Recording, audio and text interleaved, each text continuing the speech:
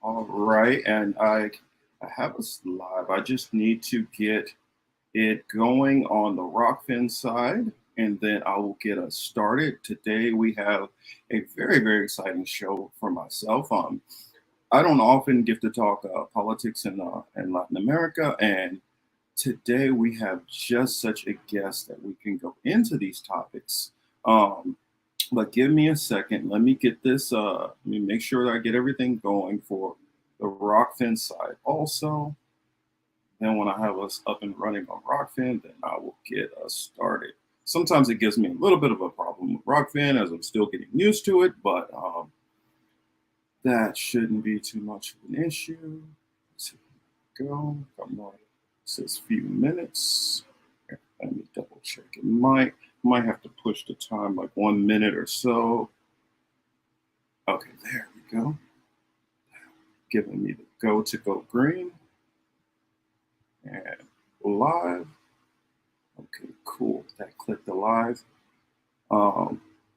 Yeah, so if you guys did not see, we have a very special guest from Code Pink. We have Teri Mattson, and she runs the show WTF is going on in Latin America. So without further ado, I'm going to bring her on so she could talk a little bit more and introduce you guys to her and what she does over there.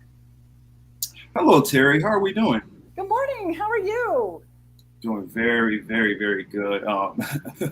I've been on this platform. I used to just cover just a lot of politics as far as like electoral stuff, and as I've been focusing on my other channel because I run two other channels also. Um, I've been focusing more on this channel for doing interviews and especially doing interviews talking more foreign policy. And so that has been like my goal and press. And so I've been for the longest looking for somebody who covers Latin American politics that I could be able to talk to and engage with. And courtesy and shout out to the Convo Couch, Pasta and Fiorella. You guys know I love you two over there. Um, and also by proxy, Steve Poikin and my brother over there. Much love to all of them. And that's how I came across your work. That's how we met. Yes, and Upstairs with them. I literally was watching her live with the Convo Couch. And if you guys have not saw it yet, please go and check it out. Trying to remember. Let me find the title so that you guys can definitely go exactly to it. I was just watching it recently. It's Trump targeting by FBI could lead to, I believe, Second World War. Um, but that is the show that I saw her on. So, Teri, without further ado, welcome to what we've been thinking with Marcus Cage. Thank you so much. I'm so happy to meet you and be in conversation with you. And it was just really nice that we kind of met inadvertently Yes, last week. You know, the episode that you mentioned, I think it broadcast Monday, and yes, the lead story was about Trump, but I did the segment on Latin America, yes. and and so that was my contribution to that particular episode that you watched, and Hmm. so generously extended an invitation for me to join you this morning. So Well, I'm just glad that you joined. I have to say, you were saying you don't cover Latin America much, but I'm looking at your background, and it's like looks like, you know, Caribbean Latin America, like maybe San Juan, Yes. Puerto Rico, or what is your virtual background? Yes, that is one of the plazas in Puerto Rico. Puerto Rico. That would be the area of San Juan. Mhm. As you're leaving out of kind of more the downtown central San Juan area, going more towards the beaches. Yeah. Okay. Yeah, I And called it San Juan, Puerto Rico. yes, you're correct. I got roots going back there, and then Oh, do you? I spent some time for a short brief time. I lived in Humacao. Yeah, it is a place that's very dear to me, and so I do pay a lot of attention to what's going on in that area. And I guess that's one area that we could start off with. One of the big things going on over there right now would be the power plant, the combination of the power company and the corruption and stuff that's going on. And this is, but for people who don't know, this is still residual effects from the hurricane that we had years back. Exactly. Um, So I was wondering if you wanted to like go into a little bit about that, if you've been Well, following any of it. I think it's a great example of disaster capitalism.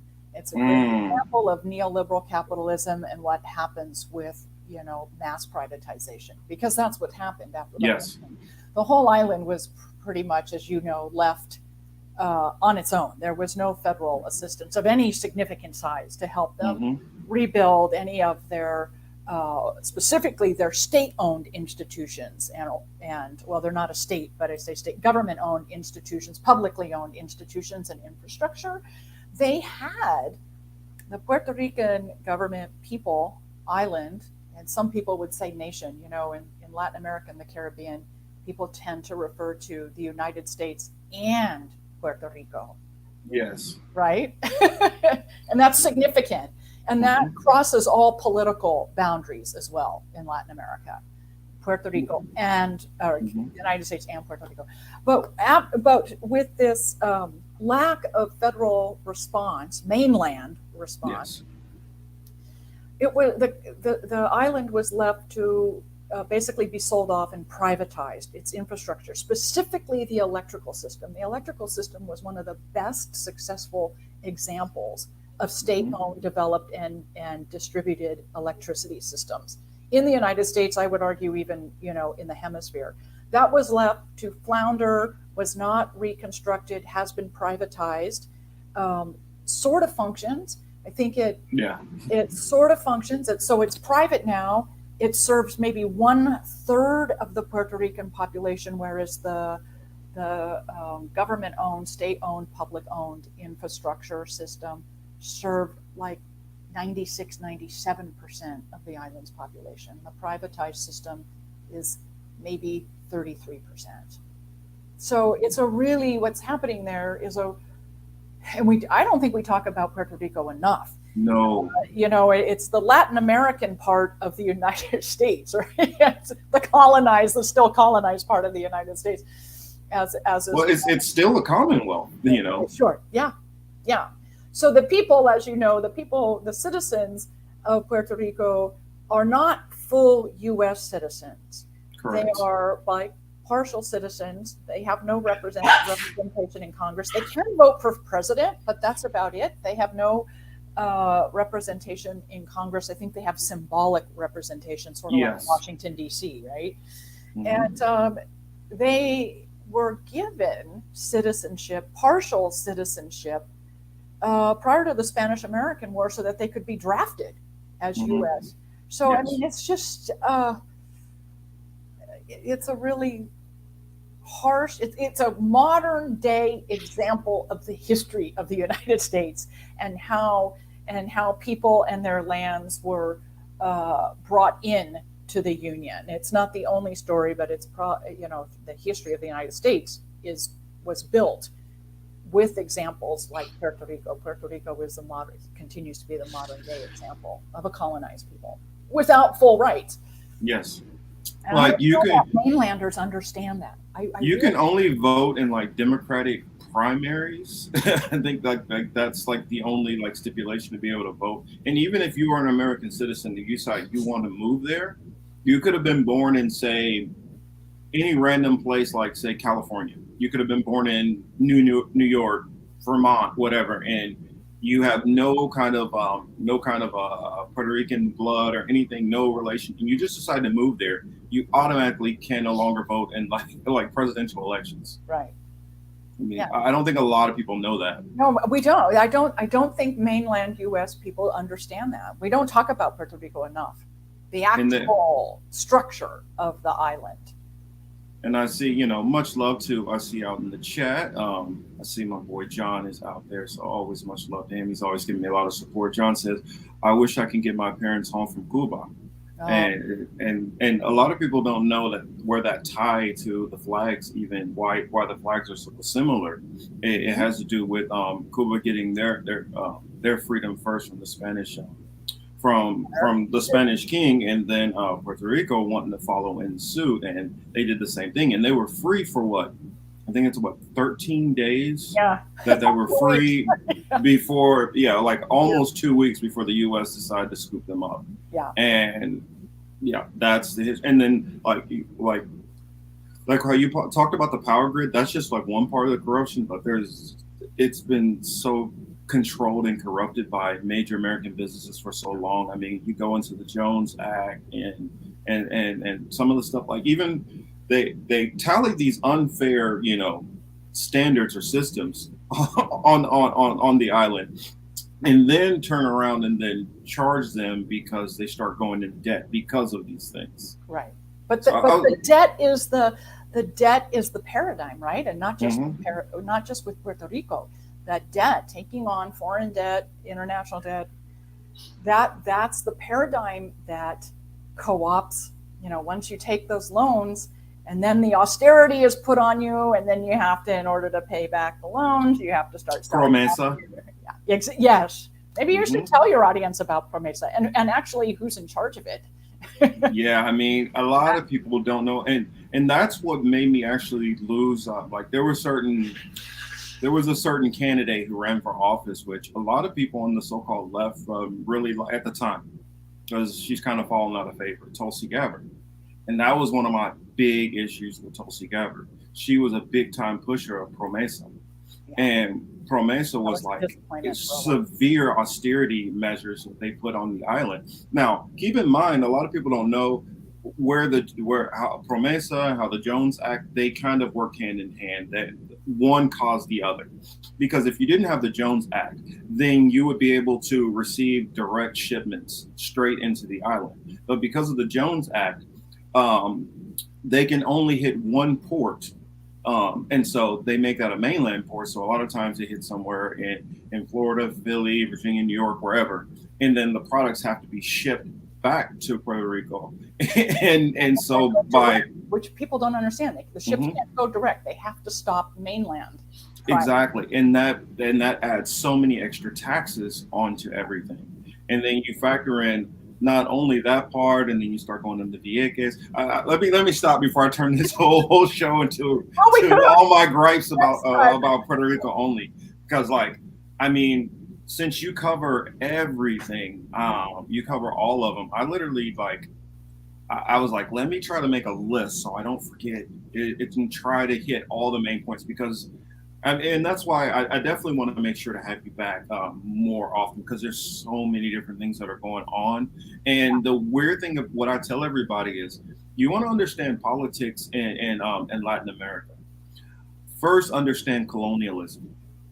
If you can understand what happened 500 years ago, when Christopher Columbus or Cristobal Colombo or whichever way you want to say his name, when he was first found out in the ocean by by the Tainos, and he came in and they treated him well, and then he came back and then took away the first 500 slaves, and then that led to more and more slavery out of the islands, and then all the whole Taino islands, literally from Dominican Republic all the way across, and then that led the whole race up from Spain and then Portugal into Great Britain and all that. Sorry, I don't want to ramble on that. You could probably tell the people a little bit more about that. Well, I'm really pleased that you start with 500 years because that's really the key. And a lot Mhm. of us born and raised in the United States, we don't learn really that history. I mean, we learn about Columbus, right? But Yeah. we don't really learn about Latin America and the Caribbean in the context of Spanish Empire. Hmm. Conquistadors of the church, quote unquote. And Yes. I mean, in California, we do. I don't, well, I'm a lot older than you. I grew up in California. And when I was in public school, which were well funded in those days, we did grow up in part learning about California history and its relationship to Mexico and Spain and the chain of missions and who built those and why. But I was fortunate enough in the sixth grade to have a teacher who at that time, we were her first class when she graduated university. She had an undergraduate degree in Mesoamerican anthropology and archaeology, and she introduced us to the Aztec, Inca, and Maya. Hmm. When I was in the sixth grade, I started really intensely learning, and it was fascinating to discover I didn't have to go to Egypt to visit pyramids and temples, Yes. right? But Right. it's not your average orientation. But we did grow up learning about the history of Alta California at least in those days in California, public education. So, but this 500 years is so crucial because the other thing that happened 500 years ago, just prior to Columbus being financed, he had approached the King and Queen of Spain 3 times. Yes. Financed, right? And he got financed on the 3rd time. He was rejected the first 2 times. The 3rd time he was financed. And so what happened historically to trigger that financing was the fall of the Caliphate in Granada. The last Moorish Caliphate, fell on the Iberian Peninsula. The Muslim, the Ottomans were still towards the east of Europe, up all the way up to Vienna. I don't know if people realize their culture and history had spread that, was that far. But they were also in the west of Europe on the what is historically known as the Iberian Peninsula.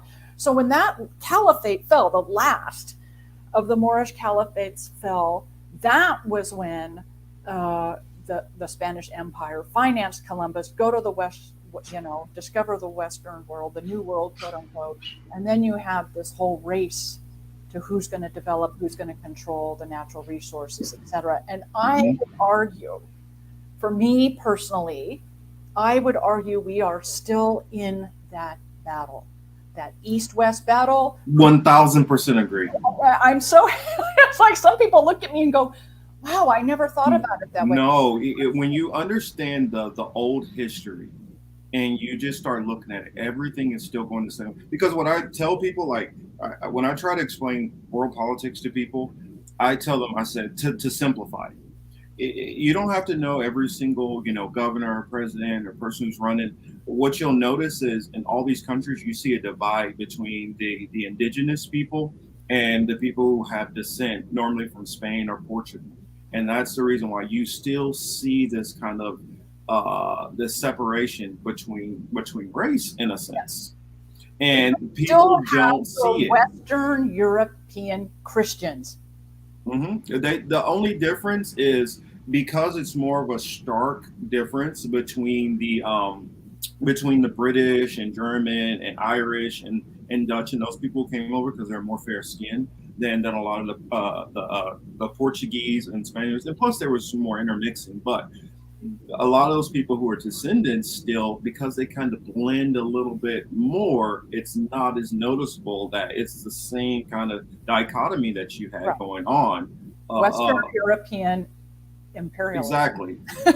Exactly. I mean, and like I tell people, I say, how do you think a whole entire continent, and not just South America, like for a good chunk, the little bitty tiny island of Spain controlled almost, I would say, 75% of the Americas.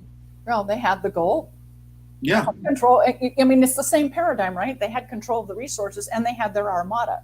Yes. They had a big military. I mean, does this sound familiar? Big military.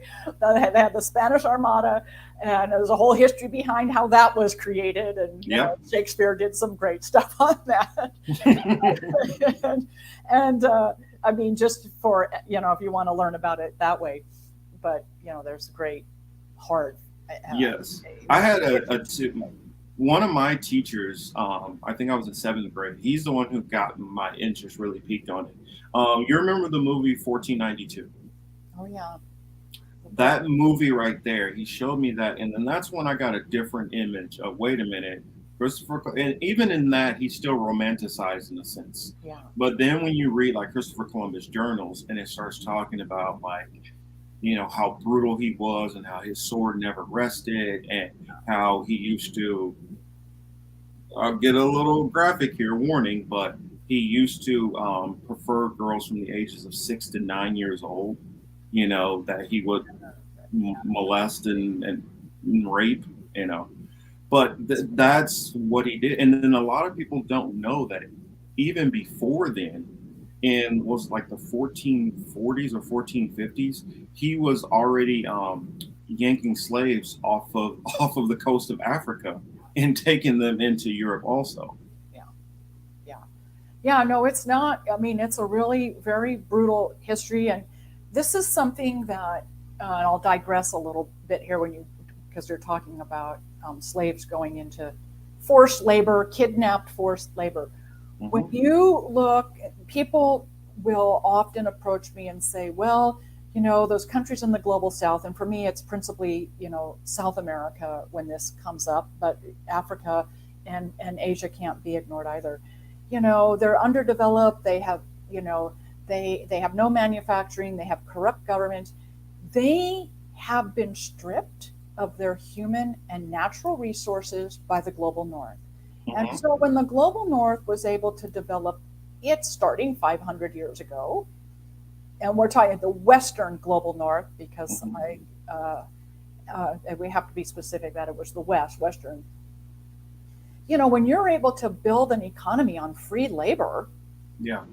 which is what I would argue the United States is trying to do now to our own Hmm. citizens. Hmm. It's the same paradigm. Yep. Free labor. Who can catch up to you? Yep. Who can catch up to you? That's what cracks me up when I hear conservatives that talk about, well, America is the greatest country ever to exist, and I'm like, but how did they get there?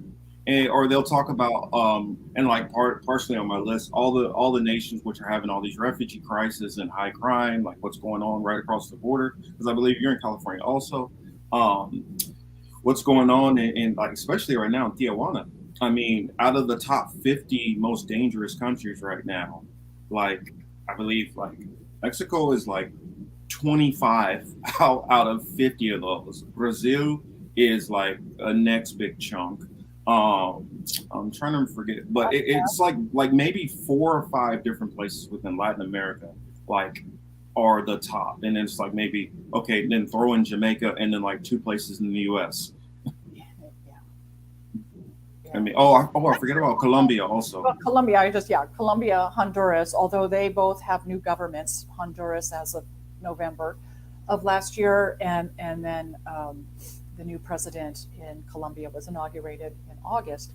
And so both of those presidents have a lot, those new governments have, I think they have a lot of deconstructing to do Yeah. before they can move forward. And I think that's a really, really important thing for those of us on the outside, Hmm. who are to the left, to whatever degree, all the elections that happened throughout the Americas between October of 2020 through through um, this summer, more to come, Brazil in October, Hmm. Yeah. really resulted in center left governments, but varying degrees. Some you could argue were social democrat and some revolutionary Democrat, but they all are one step or more um, to the left, and some have received a lot of criticism, particularly from those of us left of center in the United States and in Europe. And one, it's up to the people of those countries to elect who they want, and they did. It's not Hmm. up to us to tell them how to vote. But the other thing that I don't think we fully discuss, in all fairness, to both sides of the issue, is that these new governments have a whole lot to deconstruct Yeah. before they are ever going to be able to start reconstructing their economies, their societies, and we have to admit that, accept it, and help them do Hmm. that. But there's Yeah. a lot of undoing. It's like when you realize that you've been raised in a really bad paradigm, right, as a child. Hmm. It's like, okay, I have to unlearn all this stuff I learned as a kid before I can start learning in a new paradigm or be open to uh, new paradigms of Yeah. that. I mean, it's like I think what we have to do more as Americans is kind of allow whatever is going on in their country, especially on the ground level at the grassroots, to not be so ready to always put our thoughts and what we think is going on. I mean, our media is definitely corrupted, and a lot of times what they do is they put an image out there, and what you have.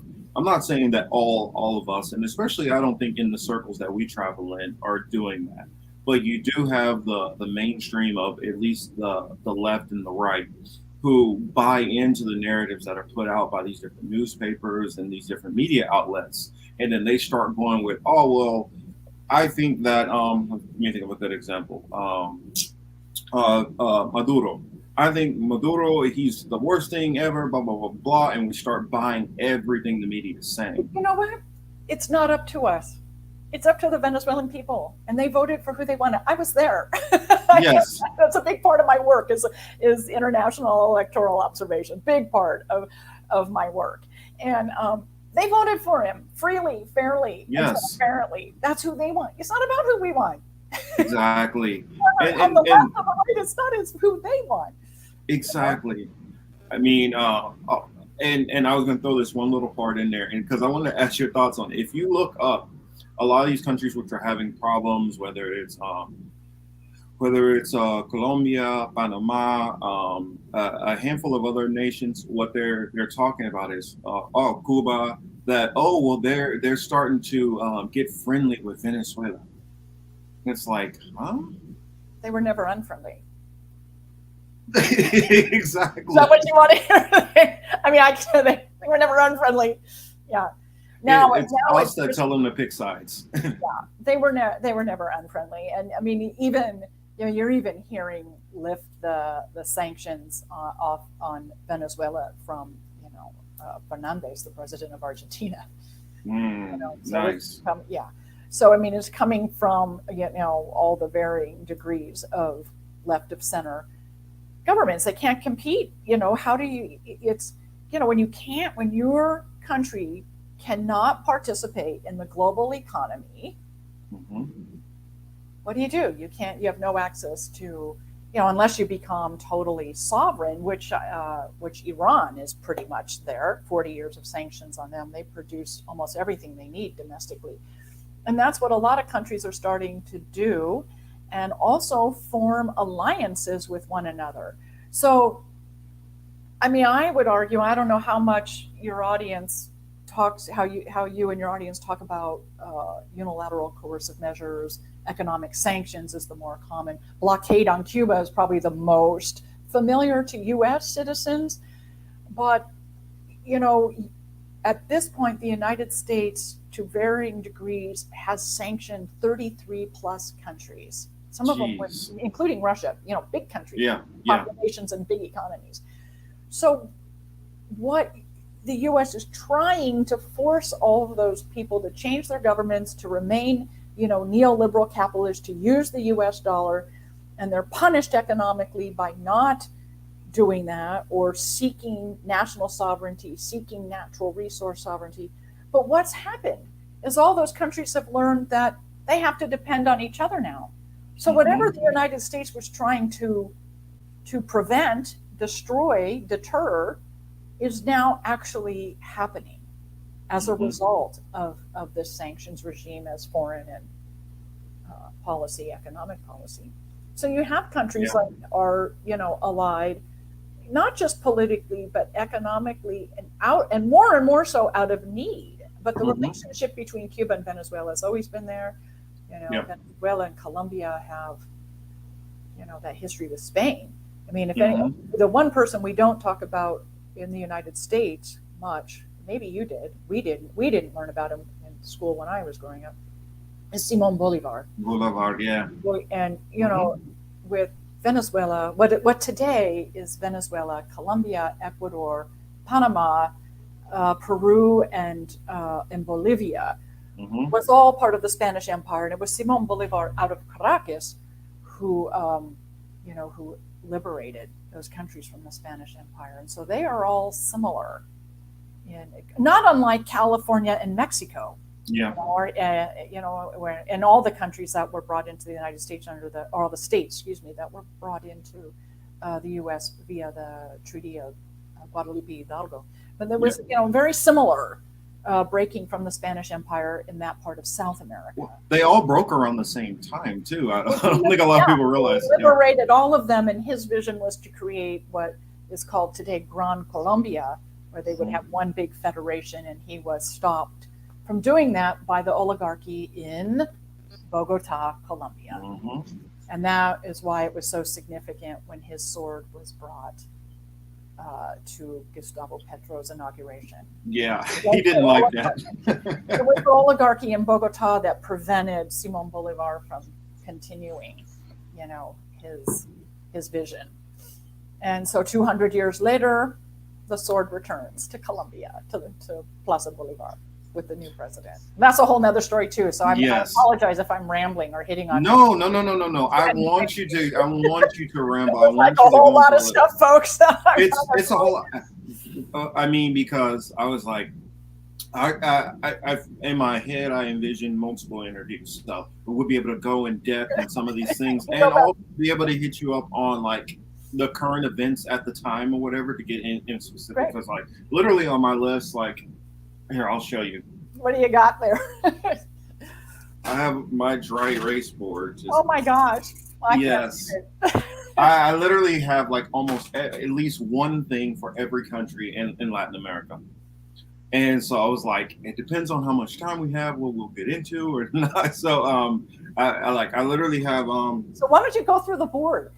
All right. The audience, and then maybe somebody watching wants to pick something. Well, yeah, anybody in the chat, if you all have something that you would like to add in, anything you would like for me to ask Teri, please let us know. One of the first ones this one was big on my head because I saw it and then it's like kind of dropped off the face of like coverage as far as anybody talking about it. I literally only heard two people talking about it.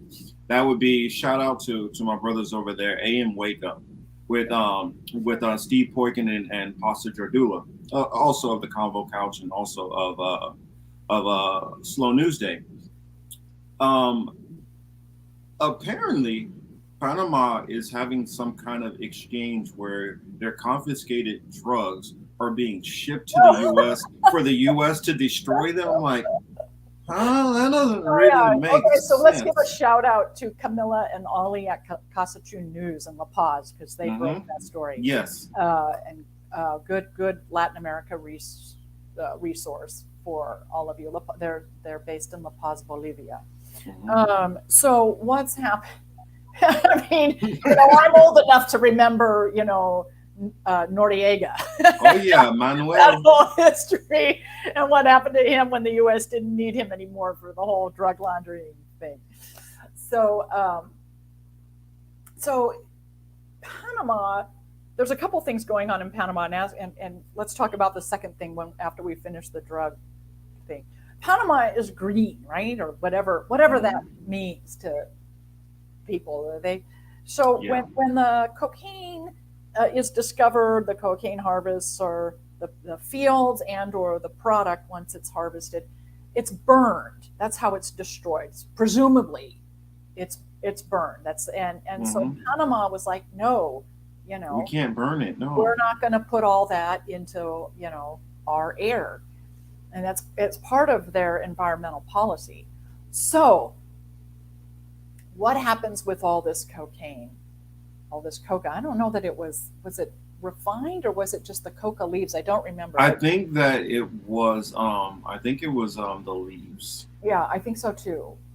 But if somebody knows more, we can pull it up. Yeah, if anybody knows, please weigh in the chat. I don't remember, and I apologize to Camilla and Ollie that it was their story I read.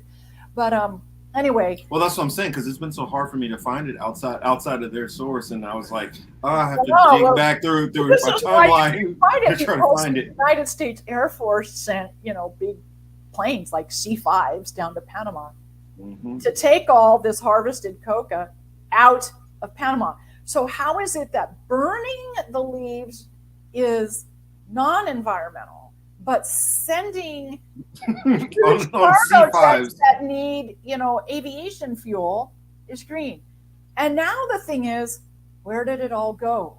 Yeah, where did it really go? Let's be honest. I mean, for those who don't know, when she mentioned a C-5, a C-5 would be like the equivalent to like a 747. Yeah, they're cargo. Yeah, cargo. Huge planes. It's like what all the body bags used to come back from Vietnam on. And they ship they ship a lot of equipment over there, like a lot of the Humvees and things like that get over there that way also. They're the ones that open up in the back and you can drive. Yes, and you literally drive vehicles out of it. Yeah. Sometimes literally even tanks. Yeah. Yeah.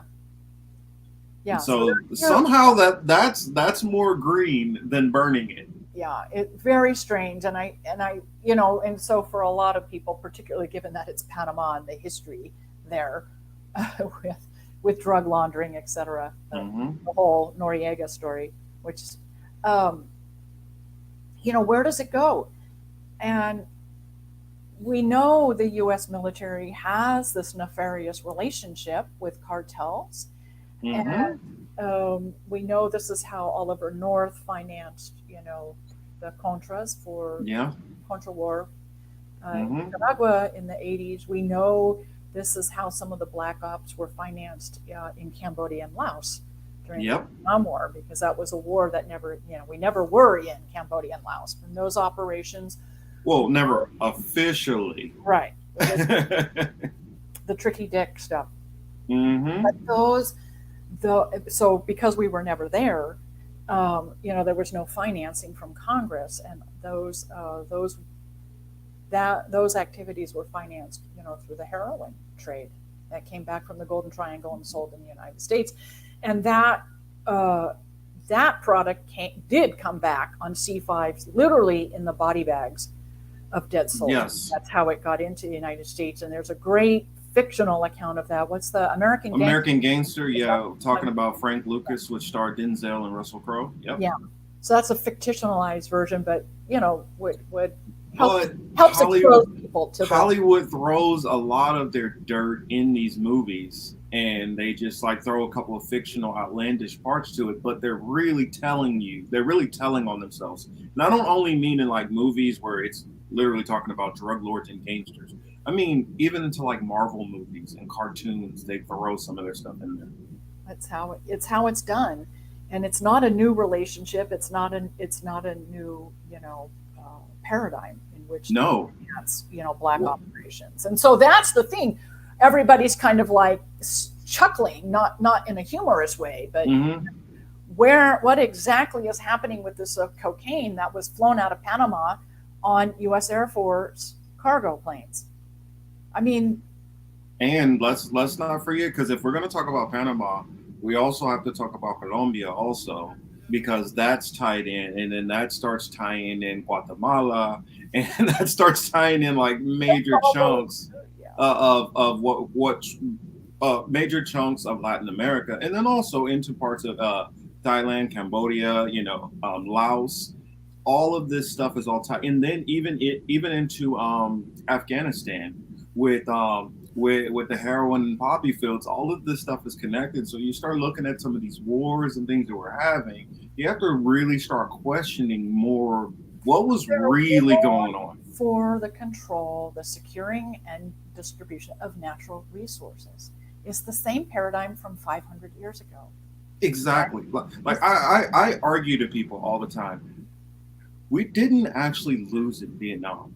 The purpose, because if you ask anybody, well, what were they trying to accomplish in Vietnam? They never can give you a clear cut what the goals even were in Vietnam. So how can you say you didn't accomplish the goals if nobody knows what the goals were? Right. Well, and that mirrors Afghanistan. I mean, when you my point exactly. So my ex-husband, who is now deceased, did serve 2 tours of duty in Vietnam, and so. Listening, to those GIs come back, particularly some of his friends, and listening to some of the GIs who have come back from Afghanistan, and I think probably the most poignant interview I heard was with Preisner, Abby Martin's husband,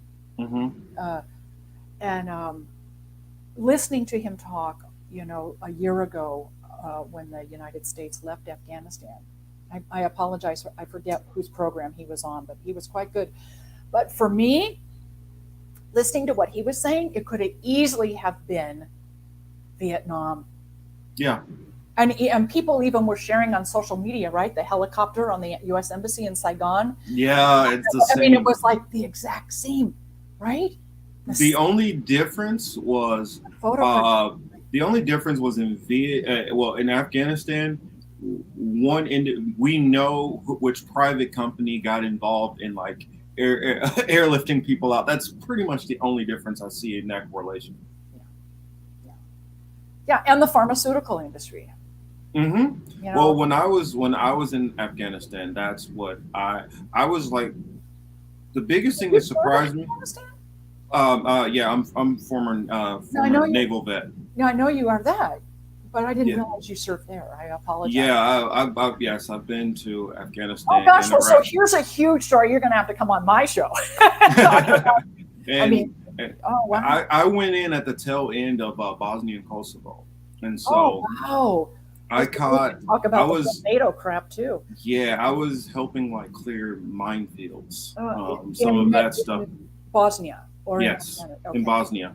yeah. And so I dipped my toes into a couple of different places over Mhm. my period of being in the military. And so one of the things that I saw in Afghanistan, like the first time we went in there, it was right after like the Seabees had just went in and started setting up the first bases and shops. Because at that time I was stationed in Sigonella in Sicily, and we were one of the major suppliers to to the Med, and our CB To the battalion Mediterranean that from was Sicily. stationed out of there, out of Sicily. They were the first CB unit to go in there and start establishing things after like the combat controllers and all that, and they do their thing, and after the Air Force has done their bombing raids, but as far as the first naval units that were going in there and establishing things and building up things and all that, it was the CB battalion that was out of Sigonella, and there it was all military at first,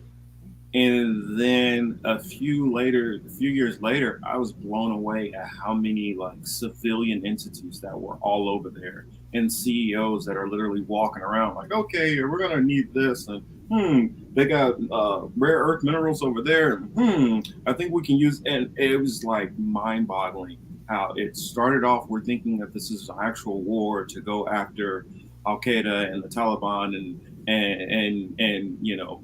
Osama bin Laden and Al Qaeda, and how, I mean, it in a snap it That's the myth, switched, right? and yeah, it switched literally into like, this is just about Western powers like making money. But it's the same. It's the same reason Spain wanted the New World. And that's They what I would say pretty much. world they wanted the West to have the New World. Yeah, and that's the reason why I've come to the conclusion that this is all like a big giant game of Risk, and you have the Western powers and all the non-Western powers on one other side, Well, now and more and more every day, yeah. Like more and more they're fleeing over to the sides of China and Russia, Eurasia. because Yeah. they're like, okay, China and Russia are probably going to screw me over deal wise. Well, I won't necessarily say Russia as much so, because Russia has been very forgiving with some of the loans and debts throughout Africa, and they've kind of been somewhat decent. You don't know what the ultimate, end result of that, but every nation is Everybody supposed to do what's in their own best interest. So I get that when you're if dealing their in business. sovereignty is respected. Yes, yes, and a lot of what people worry about in China, they say that, well, China is not forcing anything, but it's kind of like that person who needs a helping hand, and it's like, hey, you need this bottle of water, which is normally $1. I'll charge you $25 for it, and it's like they're helping you, but I'm talking to one of the Dr. Guguletu, who I talk to often from South Africa. He says we would prefer to take our chances dealing and maybe get a crappy deal from China and Russia than have to worry about dealing with the West, who's just going to come in and coup our leaders.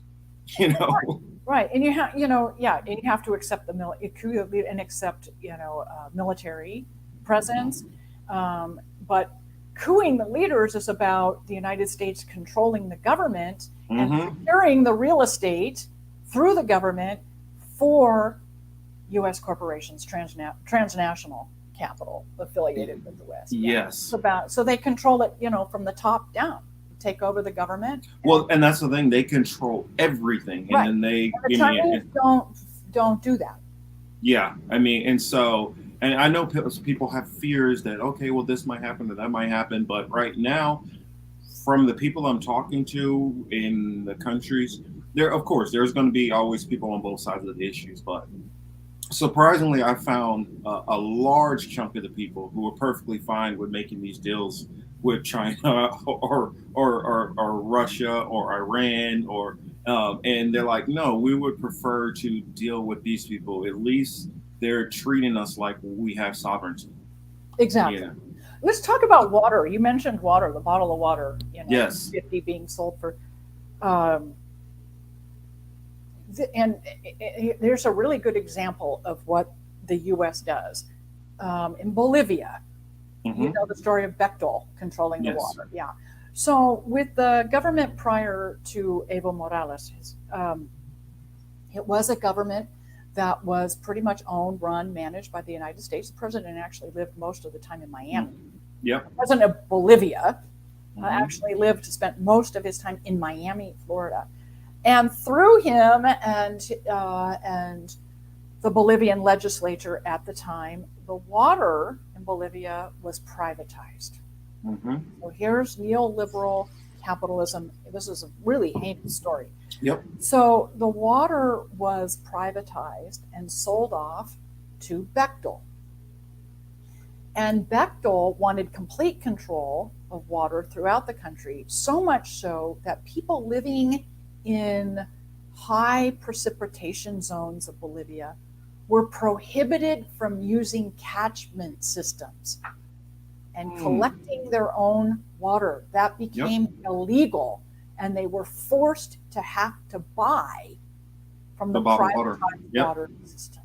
Yeah, I mean that is one of the ultimate things that happened in Bolivia to force a change of government, as where Evo Morales came from, but control of the silver, and now today it's lithium as well. But that water, that privatization of water in Bolivia is a classic study in how this is done, and how the need to control the government, to put a government into place who's going to help enact legislature that's going to be beneficial to not just U.S. transnational corporations, U.S. corporations, global capital, I would argue, in general. Yeah. Well, that's the same tie. That's the reason why I look at all of it. It's so all connected, because the same thing is going on literally with China and Taiwan right now. And them worrying about the semiconductors. It's the same thing that was going on with Bolivia and them worrying about the lithium. And a lot of people people who don't understand why the lithium is a big issue, like currently, it would be because what of our cell phones, our laptops, our all the batteries that you use, was it your car, what is it, smart your cars, Tesla. all of these things, the Teslas, all this stuff need lithium. And even the semiconductors need lithium. And so this is why that it's been a big deal, because when you have a place that's literally the place that has one of the largest supplies that's untapped, they feel like that nation can't be on its own, because what happens is now you have a nation start rising up, just like I was talking about last night with Japan. I brought up Japan was a nation where their economy was starting to boom, and then they got cut off at their knees, and they've been stuck in a recession for basically most of my lifetime. So almost 40 to 50 years. They've been stuck in this recession. And what you notice is anybody who doesn't really want to play ball with the U.S., or not even necessarily U.S. I have to be careful when I say that, because some people will jump on, well, what about France and Africa and Western powers, the West? It's the West as a whole. The West that has access to the U.S. military. The reason why I always connect it to like the U.S. is because if the U.S. military wasn't the one, with the big bully stick and pushing these other nations around, and because of how the whole, the NATO laws work, if France gets into some kind of conflict with one of these nations, the U.S. is going to come and back them up. So that's the reason why these nations go and do what they do, and they're only doing it because they have the backing of the U.S. The same thing with Great Britain, also, and Germany and all of these nations. That's the reason why, like Germany right now, is willing to be squeezed and struggle, because the U.S. is saying, "Hey, you're taking a hit for the team this time." Yeah. And it's all goes back to, like you said, all back to that 500 years. Oh, I know, really, it's the same paradigm. Being worthy, you're correct. You put you left out Israel. You're correct. I did leave out Israel. Where I, in my opinion, and Terry, let me know if I'm going astray here and I have it wrong, but I think that's what led to Saddam being able to be disposed of, because once they no longer needed Saddam to kind of work as their proxy in the Middle East, and Saudi Arabia didn't really have a military to push and back. against yeah. And well, they had the whole Iraq-Iran stuff going on. Mm-hmm.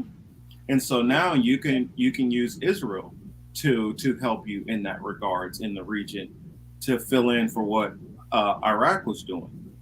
Yeah, I mean, I'm hesitant to talk about Israel simply because I just don't know enough, But, I know a lot about it. You, and particularly being, former U.S. military, you would know a hell of a lot more than the average person. Well, where Israel comes in mostly is they come in with their spy agencies. Yeah. Israel is like, sure. That's where it really comes in. So whereas they kind of could have Iraq and Saddam kind of go in and kind of put pressure or use diplomatic pressure, not always militarily, they can just spy on them now and then decide to send in, detachments and do a lot of clandestine things. I'll leave it at that. I will. So you bring up Israel and the intelligence industry and their military training industry too. Those are two of their biggest economic engines. Those are two of the two biggest products that they export. Yep. Are their intelligence gathering capabilities and their military training. That is all over Latin America. All over Latin America. Yep. And so, and specifically with the prior government in Honduras, a lot of the Juan Orlando Hernandez government, the guy that was found guilty of cocaine trafficking, drug trafficking. Well, it's always funny, like these people who get found cocaine or drug trafficking, and it's like just like Noriega in Panama and probably Zelensky in Ukraine. It's probably ultimately. It's funny. I was thinking when you were talking about Bolivia's former president who was living in Miami. That's exactly what I was thinking. We know Zelensky. Yeah. I was thinking about, because he lived partially out of Miami anyway. Tel Aviv too. Yeah, and people don't connect that. A lot of these leaders and then wait a minute, that's right. I can't believe I completely skipped this. School of the Americas. We didn't even talk about the School of the Americas. WinSec or something, right? Yeah, because this is like integral in how a lot of these things work and how they put up some of these puppet leaders like Juan Guaido and I mean, and going back from just decades and decades of different puppet leaders that they put in. A lot of them come out of the School of the Americas. They do. Yeah, or their military leadership comes in. Yes. And the original School of the Americas was located where? Panama. Before it got relocated to Fort Benning. Oh, that's right. Because that's right. Panama was basically under control of the U.S. virtually with the Panama Canal. And then once they left out and they surrendered the Panama Canal, it moved. So your audience all knows that Panama was originally part of Colombia. Historically, the Isthmus of Panama was. I know some of my audience would know, but I'm not sure if everyone. There was a whole. I mean, that was a whole coup thing too. With the canal to back into that whole playbook that doesn't change. It was like written in 1945, and it's still the whole same playbook that the whole world knows. Yeah. But Panama Canal, Suez Canal, same thing. And so they backed the separatist movement in Panama and split and Hmm. split it from Colombia. And then, yeah, it's the same. It's the same playbook. We don't talk about that at all in the United States as to how Panama became its own. You know, in Tres, come on. Simon Bolivar's day, it was Colombia. Well, and that's what I try to like. I, see what I tell people is how I perceive and view these events is I look at them through a historic lens, and so I go all the way back to literally back to Samaria and notice how every kingdom how it grows and took over this Good area for and lost. you. These people got pushed out in that area, and so when you watch, from Samaria to Babylon to Egypt to Constantinople. Persia, Constantinople, Persia, and then Greece, and then Rome. Well, and a lot of people only think of Rome as just like Rome. They don't think of the three different Roman empires. This is Right, risen and fell and risen and fell, right. and the different iterations, and then And the like split. certain empires that get lost. Yeah. I mean, people think of Greece and they don't think of, well, there was Greece, and then there was the Mycenaeans, and then there were the Minoans, and there's so many different iterations that go on in different people groups being moved in and out of different areas, and different people taking over some of the same areas, literally, because you had like during the Sumerians they fell, and then you had the rise of the Babylonians later on. That's all the same area. And then the same thing with the Assyrians, and then eventually into the Medo-Persian Empire. They might have started out in one part, but then they took over each other's regions. So we're talking about a lot of times the same areas, Exactly. and this will be modern day Iraq, Iran, and all those All areas. those countries that were created after the First World War, Yes, when the Western powers went in and basically drew the lines on the map. And we are still living with the repercussions of those artificial boundaries. exactly. So, Even into India and China. yeah, One of the big fights that they have about a land dispute because of the way the lines were written. yeah, yeah. I And what's that mean, great Pink Floyd song that makes reference to that? The lines on the map. yeah, I mean, Okay, help me out, folks.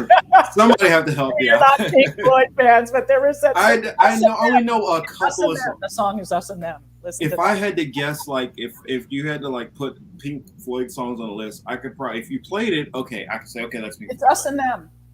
Okay, us and That's them. the lyrics I'm thinking of. The lines on the map. Yeah. Let's see. You were talking about people like political leaders being arrested and stuff like that, and charges. I forgot about Peru, with Humala, where he just recently got released, and so he was given a 19-year sentence, and I guess he got out in what 12 or 13 or something like that. He went in 2005. So now they're talking about him possibly restarting his political career in Peru. So I mean, it's a lot of election stuff that I see that's going on right now. Especially you got Brazil, Bolsonaro, and Lula. Um, I don't know, not to forget, we forgot about Argentina. Oh no, we can talk about Argentina. Let's talk about elections for a minute. Yes. Because this will dovetail nicely into Argentina because Argentina has presidential elections next year. Mm-hmm. And so I mentioned to you and your audience that one of the principal things I do in my activism is international electoral observation, principally in the hemisphere of the Americas. And there's been elections in the Americas beginning October of 2020 with in Bolivia when the government that couped Evo Morales, their interim government was required constitutionally to have elections, and those presidential elections were October of 2020, and Arce was elected. Evo Morales' party came back. So that was in October, and then in December of 2020 were National Assembly elections in Venezuela. The majority of the states voted for PSUV assembly members. And then I was there for that. And then in 2021, you had presidential elections in Ecuador. Guillermo Lasso won those elections. Um, the people, it was a different party name. UNE was not Alianza País, but the successors of the People's Revolution, the civilian revolution, which was Rafael Correa's work. They did not win in Ecuador. The neoliberal candidate Guillermo Lasso won. So, and then what came after Ecuador? We had regional elections in Mexico in June, largest elections in the history of Mexico. 200. And that led to AMLO, right? No, he was elected in 2018. These were regional, 18, or okay. gubernatorial elections and congressional elections. And there were like Okay. over 500 positions were up for election. It was the largest. And the state, I mean, the capital split pretty much right down the middle, 50-50, but the states outside of the capital pretty much went Morena in support of the president and his vision for the country. And then we had elections in Nicaragua, in Venezuela again, and then in Honduras, and then Chile, and then we've had Colombia, we have Brazil coming up, and we have presidential elections in Argentina next year. What I was able to observe, I was invited to all of those elections. I went and served as an observer in all of them, with the exception of Colombia. I was invited to observe the elections in Colombia, and I was denied entry to the country when I arrived on May 22nd for the first round presidential elections. I was not allowed to observe. That was the only country. Everywhere else I did. Did they give a reason why? I was denied entry because they considered me a threat to national sovereignty. Okay. Yeah. Yeah. Yeah. Yeah. Okay. You're in the military. You know what that means. Yes. So that was the only country I was invited to and not allowed to enter and observe. But I will say, with everything that I did observe, and with the results, with the exception of Ecuador, people voted for national sovereignty. So for the candidate, the party that that was representing that it would fight for national sovereignty, natural resource sovereignty, and for and candidates, parties that presented an economic program that would benefit the majority of the citizens. And in some cases, that was one step to the left, and in others, it was revolutionary left. It was a whole spectrum of proposals, but nevertheless, everything from social democratic style economies to revolutionary leftist economies. That was a whole spectrum. But that was really, really clear by the end of the elections in Colombia, how the hemisphere had voted, beginning October of 2020, all the way through this past summer, and most likely what is going to happen in Brazil. And so while we're talking about elections, Argentina's vice president, there was an attempted assassination. Yeah, I just saw that, yeah. She is a Peronist, a Kirchnerista. Her husband was president during the first pink tide, Nestor Kirchner, some of you may know. She herself was president twice, and then a senator, and now vice president. She is planning to launch a bid for president next summer. August of next summer is when the primary is on in Argentina. And lo and behold, someone tried to assassinate her last week. It was still August. And so how that is going to unfold is really, quite alarming. But what it has done is created huge solidarity with her throughout the country of Argentina. And we did I don't know if I can plug this or not. We did an episode Wednesday night on my You program can plug everything. on what the F is going on in Latin America and the Caribbean. A friend of mine who actually works in the vice president's office and who is the director general of foreign policy for the Argentine Senate.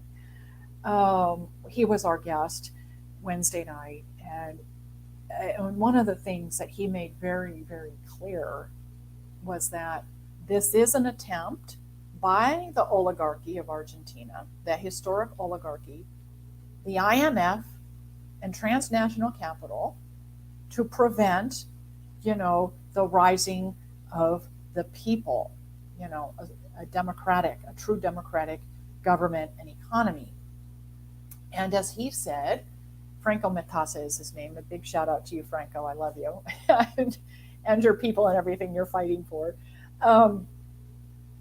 What he said, what he made very clear, to our audience that evening, is that this is an attack of that demographic that I just mentioned not against Christina, against the people who voted for her.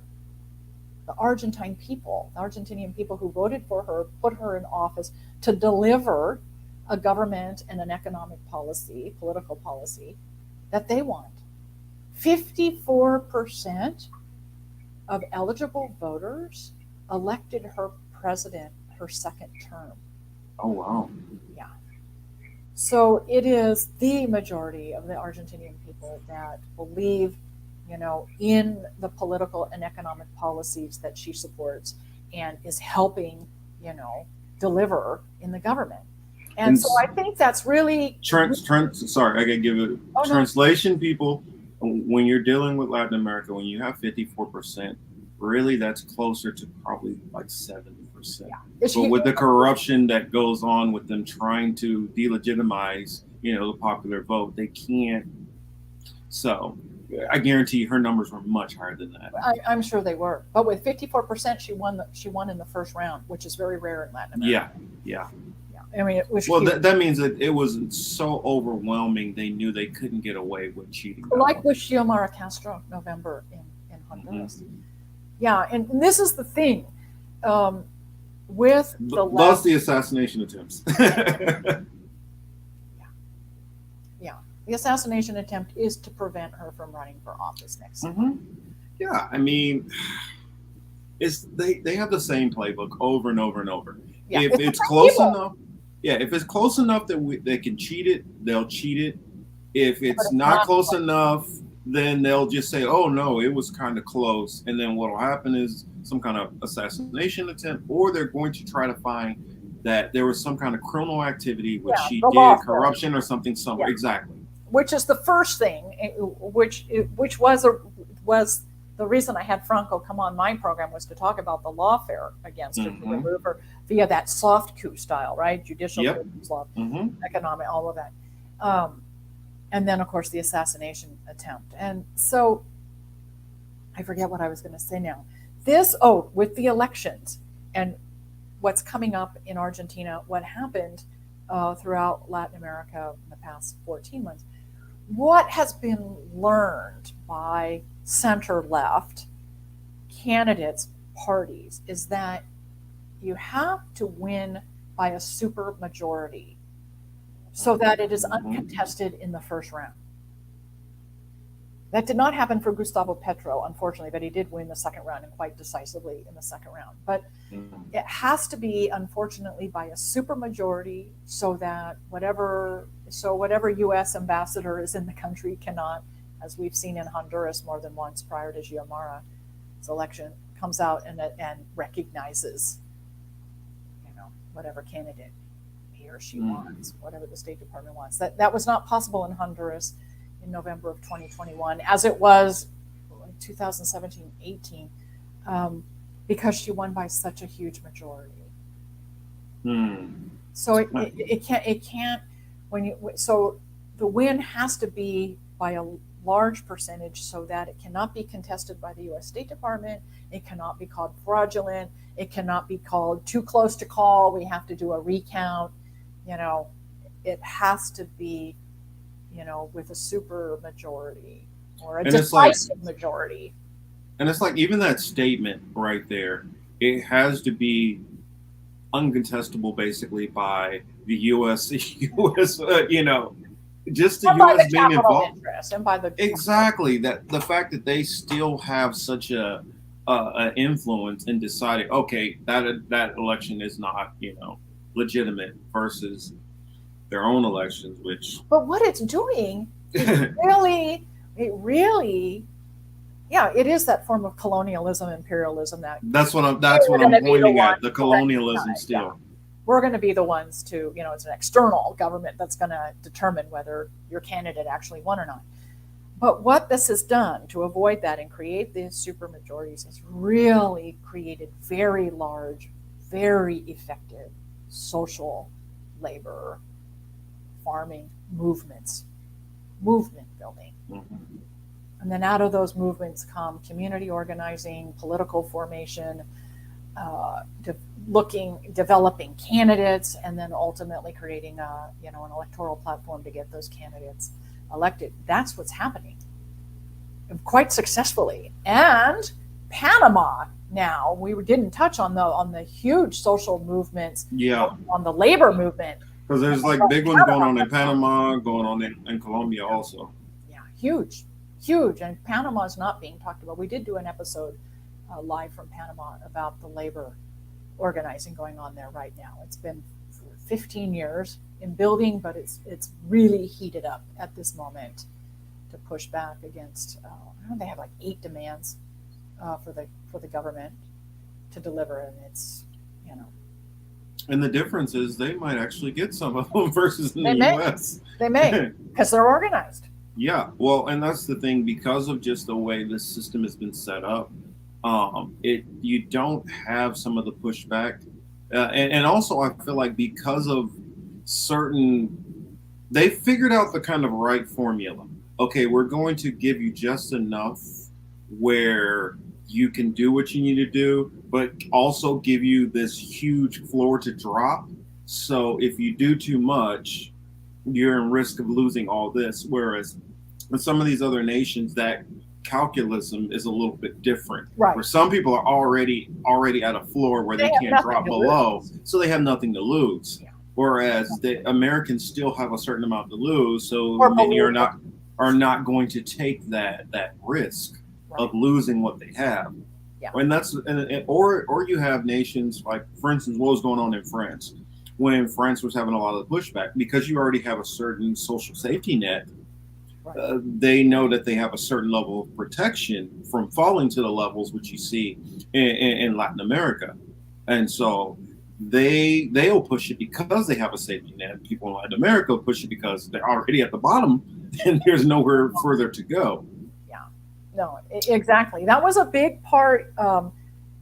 May of 2021, I participated on a human rights observation delegation to Colombia during their Paro Nacional, their national strike, which I surmise is part of the reason I was not allowed into the country in May of this year, given what our delegation witnessed. Was a damnable report that we produced against the Duque government and the military, and the military, particularly those ESMAD teams.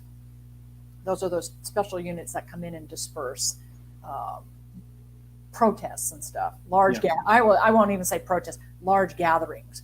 Yes. On Israeli trained. And well, all of these police forces around the world are Israeli trained, including some of those inside the United States get sent. Oh, not some. A majority of them. I mean, going back to the George Floyd, that's where the whole kneeling on the knee, the knee on the neck thing comes from. That's literally trained in protesters in the eye, like in Chile. We saw that last year in Colombia too. But one of the principal organizers and fighters in the protest in Colombia last year were young people, like under 20, and they felt that they had nothing to lose and everything to gain. These were young people who wanted a future other than having to work for a drug cartel. Yep. They wanted access to education and to, an honest economy or a non, I don't know, Hmm. honest isn't the right word, but uh, yeah, Less dangerous. for, for sure. Yeah. And stopping the killing of each other. The Civil War in Colombia is 52 plus years, and they Yeah. wanted, they were protesting for a future for themselves, and so most of the protesters were young people, as well as the traditional demographics outside of the capital, Afro Caribbean Mhm. population, women, campesinos, indigenous people.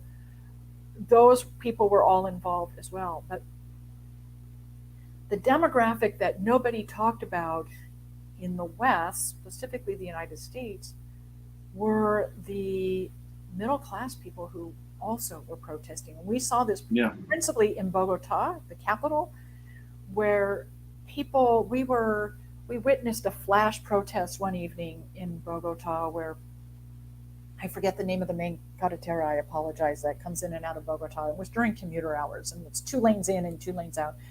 And there was a flash protest of people uh, participating in the Paro Nacional. Had a big pancarta, a big banner that ran across the 2 lanes of traffic exiting the city. And so they stopped all the traffic behind them, and people started gathering. And once they cleared the street and kept the banner on the sidewalk facing the street, people would driving by were beeping, waving. I mean, these were, there was like a cement mixer that drove by. There were taxis that beeped and waved in support of, the photo. And also people driving luxury cars. Hmm. So you had people in Bogota who we actually met with, doctors, lawyers, architects, academics, who were supporting these young people in their attempt to change the government. And at Hmm. that point, we pretty much knew the government had lost its country. When you have, Yeah. right, you have, Yeah.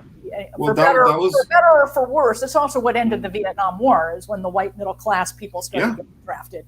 Well, that's what got. That's what what happened in Puerto Rico with Renuncio Ricky. That's what boosted him out of power once the more upper middle class to wealthier people start getting involved. Yeah.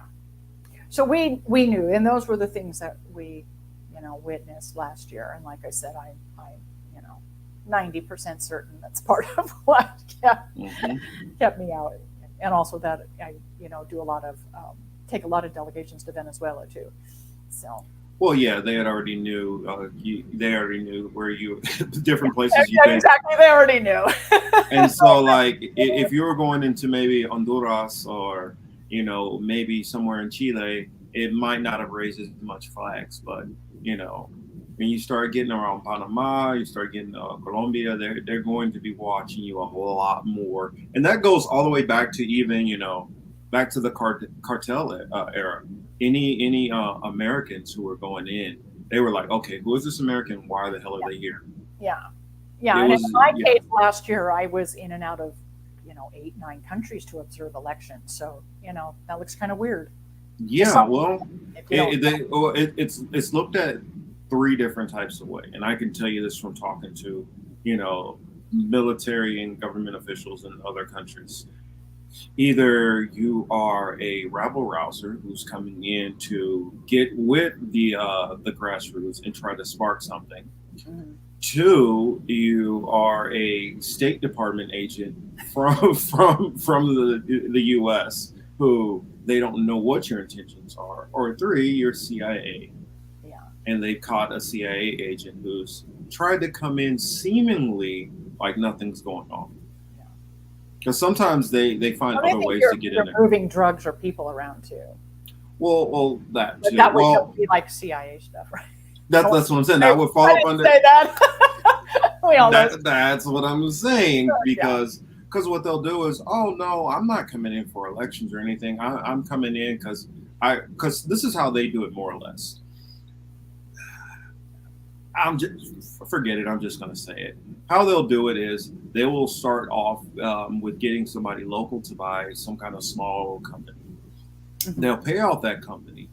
Then they'll set up branches, uh, so-called branches in America also, in some random obscure place like Cedar Rapids or something like that, or Waukegan, Arkansas. Wisconsin, or Arkansas or something. And then we just need to send some of our representatives down there, to do some training for the branches down there. And all of a sudden they get down there, they're already fluent in speaking Spanish. They They're come in on pretty the familiar with the whole area, and you don't see a lot of clientele going out of these locations. Yeah. And so it becomes pretty obvious what's going on. And then occasionally they'll just randomly 3 a.m. they need to have some kind of let's just hop up and just dip out of the country. And it's pretty obvious when they're how they operate. Well, can we use another Hollywood film analogy? Sure. I'm a movie lover, so Because please. it does help people understand in an informal way, in an Yes. entertainment way, as to how it works. What's the film, the Barry Seal film with Oh yeah, it was American Made. American made in American? Yeah, with Tom Cruise. Yeah, That's a really good. It's kind of superficial, but that yeah. really it shows how it's done, and it also shows you how the Escobar cartel was created. I mean, Well, and they show you parts of it. I tell people, and it's kind of cheesy because it's kind of a telenovela, but and you get past the first maybe 15 episodes or so, then it starts getting really good. El Patron del Mal, oh, which that one's really good, and it that gives is. you a lot of insight to what was going on between him, Sicarios, and like the real impact of him like rising up. He would do some good and then do some bad, and how he twisted people against each other.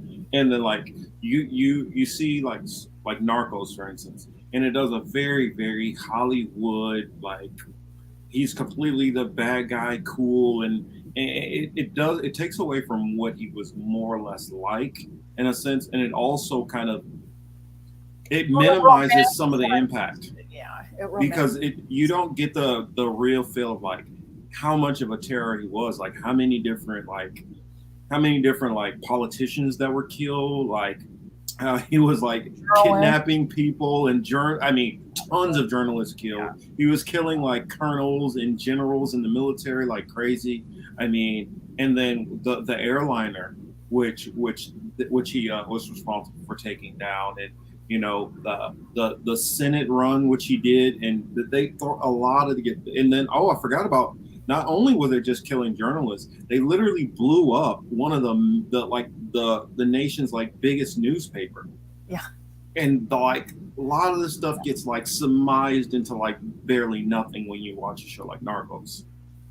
No, it's a very romantic in the adventure sense of the word. Yes, they focus on the adventure, exciting part, but they don't give you you don't get a lot of the factual information and get to see how more or less how it was. And it leaves a lot of characters, it leaves a lot of people out of what was going on. It makes his organization seem smaller than it was. Yeah. When you start seeing that it had ties into Argentina, Guatemala, Honduras, Panama, Puerto Rico, Cuba, Miami, it was like you can really see all the ties and like how it really branched across really so many different areas. Yeah. That's part of what the election was about in Colombia, was ending that. And I had a really great conversation, I think June, when I got back, or when I was sent home from Colombia, with some Colombian journalists. And I can't remember. I think we did an episode of it, and they also had a conversation based on their morning news show out of Cali. But listening to the Colombians talk about why the change in government was needed, at one point it did segue into the tourism industry in Colombia, and how the tourism, and you know this, you probably know this better than anybody, particularly being former military, how the tourism industry attracts and services the the tourists come looking for these things. This is one of the problems they have in major tourist destinations, particularly along with the prostitution, the drugs, prostitution, and gambling. And that's what the Western tourists, U.S. and the Western tourists, come looking for those things.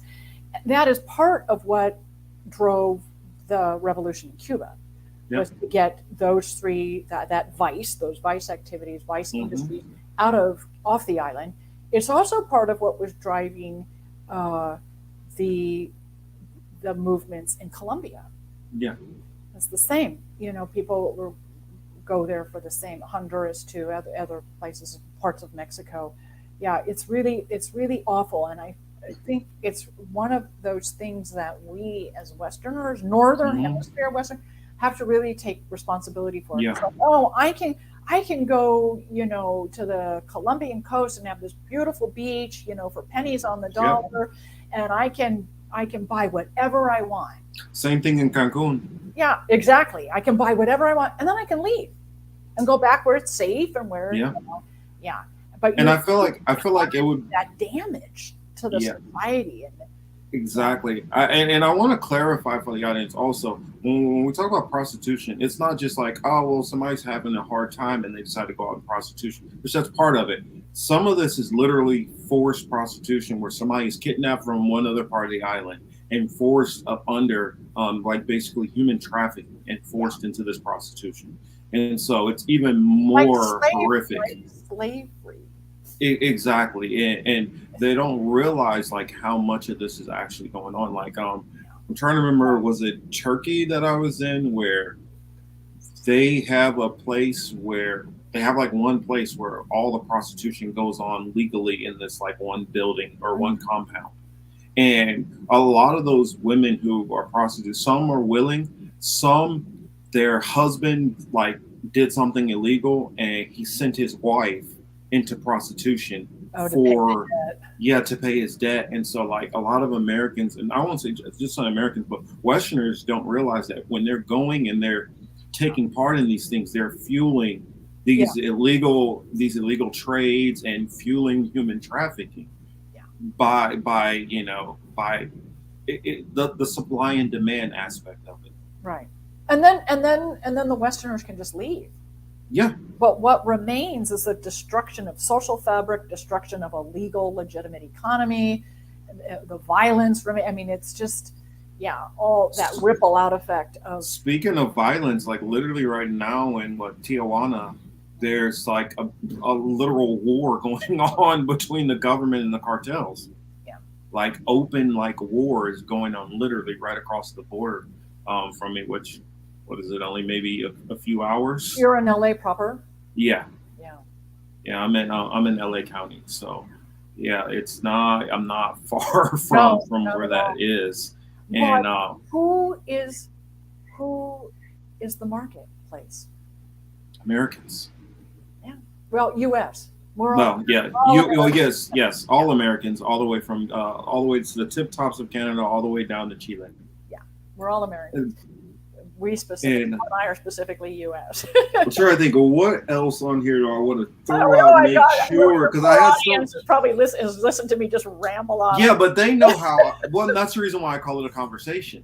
Yeah, I love it. I consider it more of a conversation than an interview because it's like if I was sitting down, at a cafe and we're having a little cafe, and we're just sitting there talking and just like the things like if I was able to just sit down and chit chat with you, these are stuff that I would bring up, and I just wanted to make sure so that I keep some kind of order because my audience knows I'm all over the place. Okay, my mind bounces. So this is kind of more or less my best case at being organized. It's good. I'm enjoying it immensely. So what do you have on your list there? Let's see. We talked a little bit about Brazil. We talked a little bit about Chile is voting for a new constitution. Today. Yes. Their plebiscite is today. So they already voted to rewrite their constitution. And when was that? 19 or 20?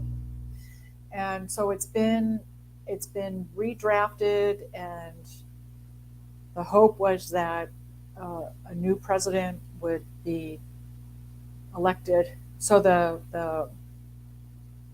vote by the people to rewrite the Constitution happened before the presidential elections, and going into the presidentials in which Boric was elected, the hope was that they would get a center-left president to help drive the Constitution to completion. So the Constitution that is being voted on today is the first Constitution since the coup in 1973.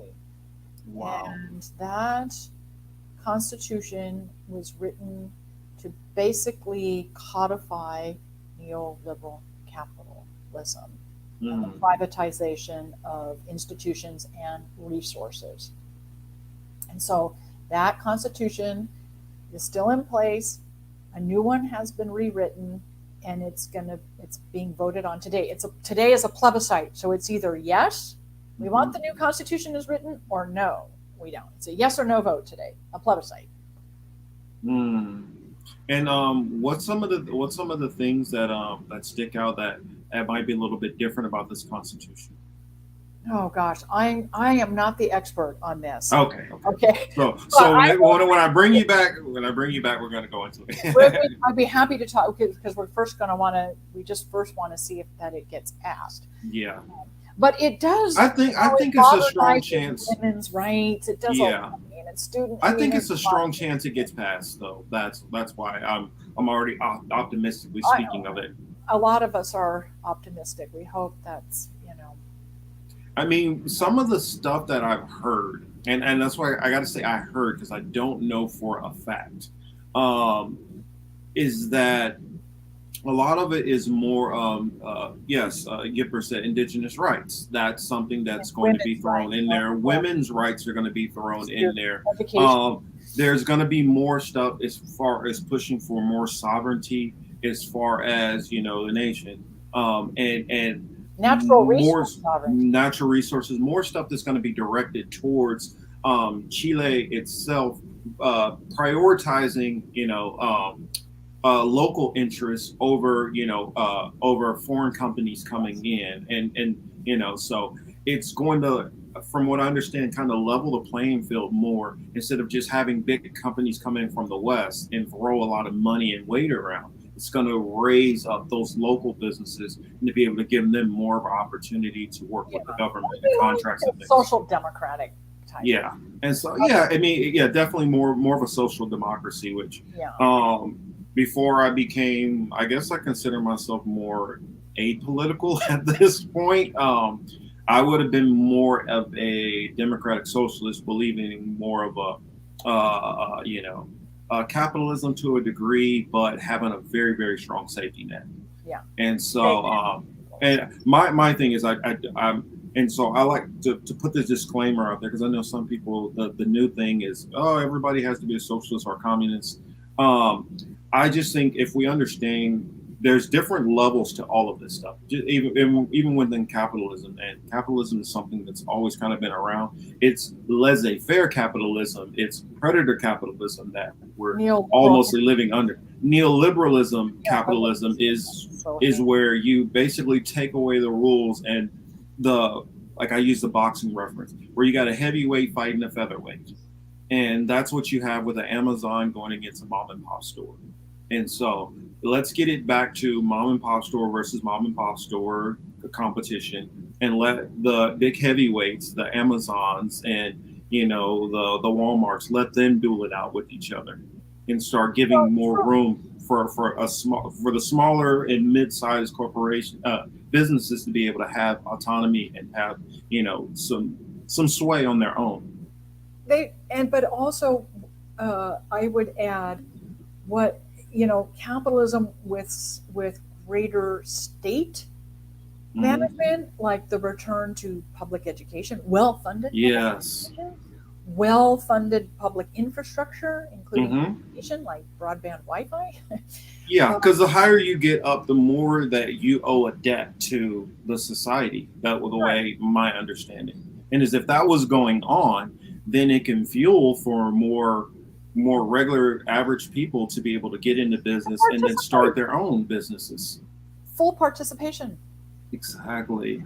A full participation, and that's not the paradigm of neoliberal capitalism. Definitely. Well, the neoliberal capitalism is literally what's been sweeping the whole entire world and what's going on everywhere. That's the reason why we have the problems. The reason why we have the largest wealth gaps since literally, believe it or not, a lot of people don't, because it's you don't have the brutality of the chattel slavery. We have the same wealth gaps of Right. basically It's a to the different mentality chattel slavery days. Yeah. is taking a different form.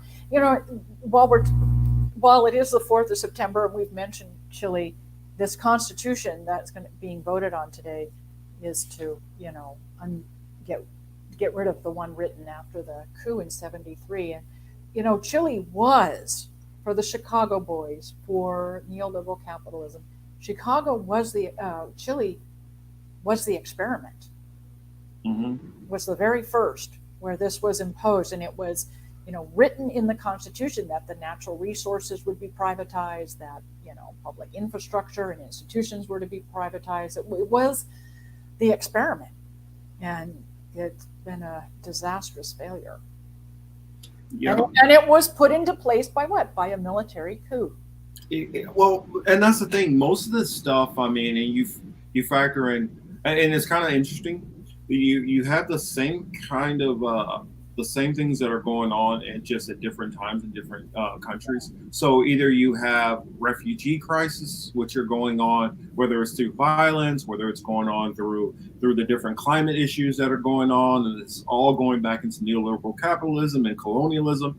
Or you have governments trying. You have the indigenous population and just the people of the land trying to get back to having their own sovereignty, and all of these things that are kind of going on throughout Latin America as a whole. It's just happening in different phases at different places. Exactly. And so this place might have this one thing going on as far as trying to reestablish, more power within government through voting process, while this place over here, they're trying to deal with the ramifications from the whole drug war that's been going on with the U.S. and the corruption.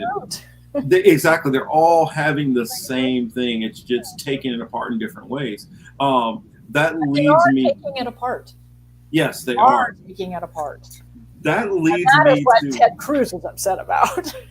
Well, not only Ted Cruz, and what's the other one? Marco Rubio, and wasn't it Ted Cruz who said no more right after Gustavo Petro was inaugurated? No more leftist. The United States isn't going to tolerate any more leftist governments in the Americas. I mean, when I hear American politicians start talking, my eyes just start glazing over, and I just stop listening after about scary. 2 words, because I realize that these are people who are really fighting and trying to keep colonialism alive. And they might call it different things. But that's what it is. Like, I often say openly that the American government is a fascistic government. It is the perfect combination of state and corporation.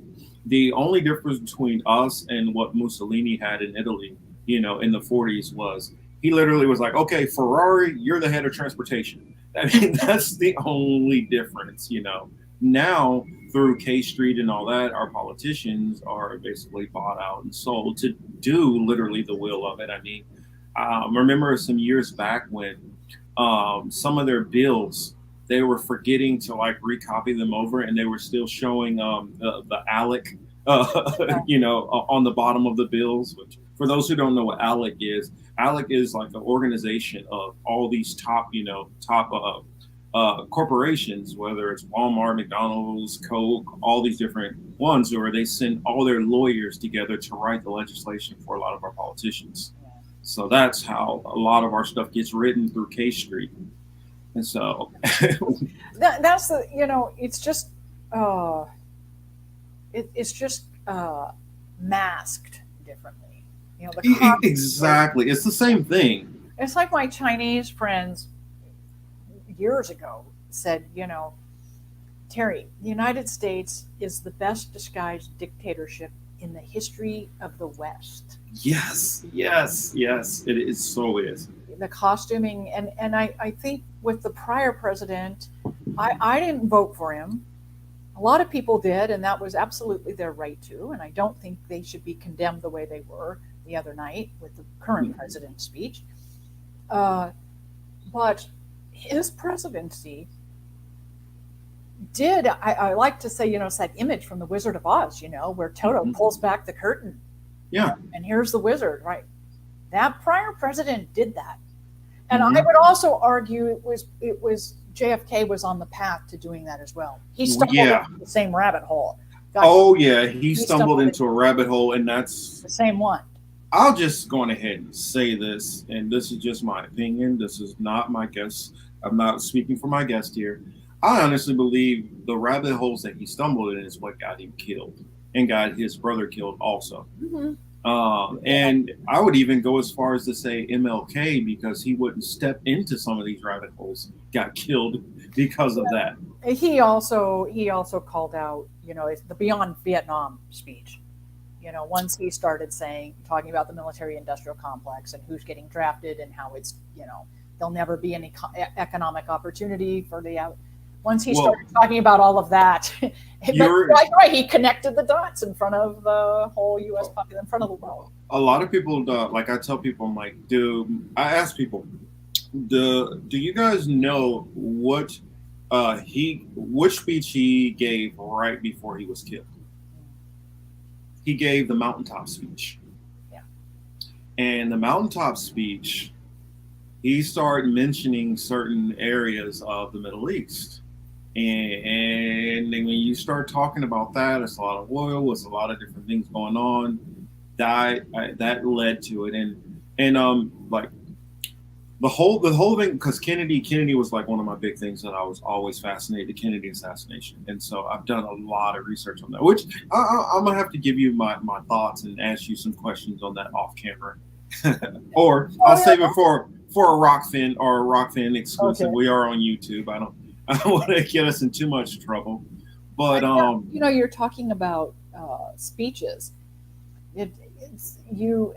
Kennedy's speech at American University in June of '63 was sort of like Martin Luther King's speech. So they were going in the same. Yeah. Well, he started calling. I'll tell people one thing which I think got him in a lot of trouble. He was doing some investigations into a nuclear program into a certain nation, and I don't think a lot of people knew about that was going on. And that got him into a lot of hot water, and the ties with. Baba, ask me about it later. I will connect the dots for you. I will connect the dots. Oh yeah, somebody asking what's the oh yeah. Well, Baba asked me some of these questions, and so like some of this stuff I'll DM people and I'll kind of give them all the. It's more of a rock band segment, and so like I've gotten pretty good at, after getting enough strikes for different stuff and videos just outright taken down or streams stopped. I've gotten more careful with my wording and leaving enough stuff to for people to read between the lines and try to figure out what I'm saying, and then hit me up and then let me confirm it for them. I want to say this for you, for social media. I think one of the things that a lot of us journalists, commentators, activists, what we go up against, this fear or this preservation that the U.S. Elite, capitalist class want, and that somehow we're anti-U.S. And it's not that. No, it's not that, and I want to be really, really clear about that. It's not. It's that we would like a more humane U.S. for our own citizens and for how the U.S. engages the rest of the world. It's like the president of Mexico is very, very good about this. It's not about destroying the United States. It's not about being anti-United States. It's about wanting to be treated as equals. They don't. So a lot of foreign nations, they don't want to get rid of the table that the U.S. is sitting at. They want to be invited to sit at the table as equals. Yeah. It's about changing the paradigm of engagement It's not about being anti-US. I mean, sure, there are people who are, there are Yeah. nations, but in general, the sentiment is not the belief. It's not anti-US. It's about changing the paradigm of engagement and recognizing national sovereignty, recognizing other people on the planet as equals, Yeah.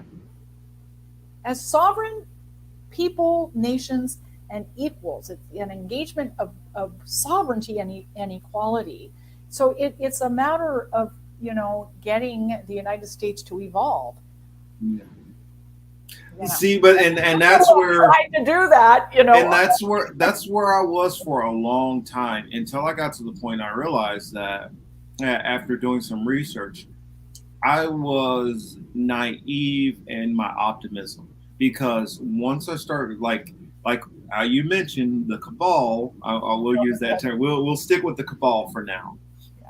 But when I started seeing like the ties and how things work, and you all can do the same research, just looking at the money ties and how this has affected that and that has affected And the this. central banking system. Exactly, the And the central desire banking to system. privatize other nations' central banks. That's And that's what's literally, if you go back, and that's why I say go back to history, like what we're talking about earlier in here, the 500 years ago, when you go back to honestly looking at the Renaissance.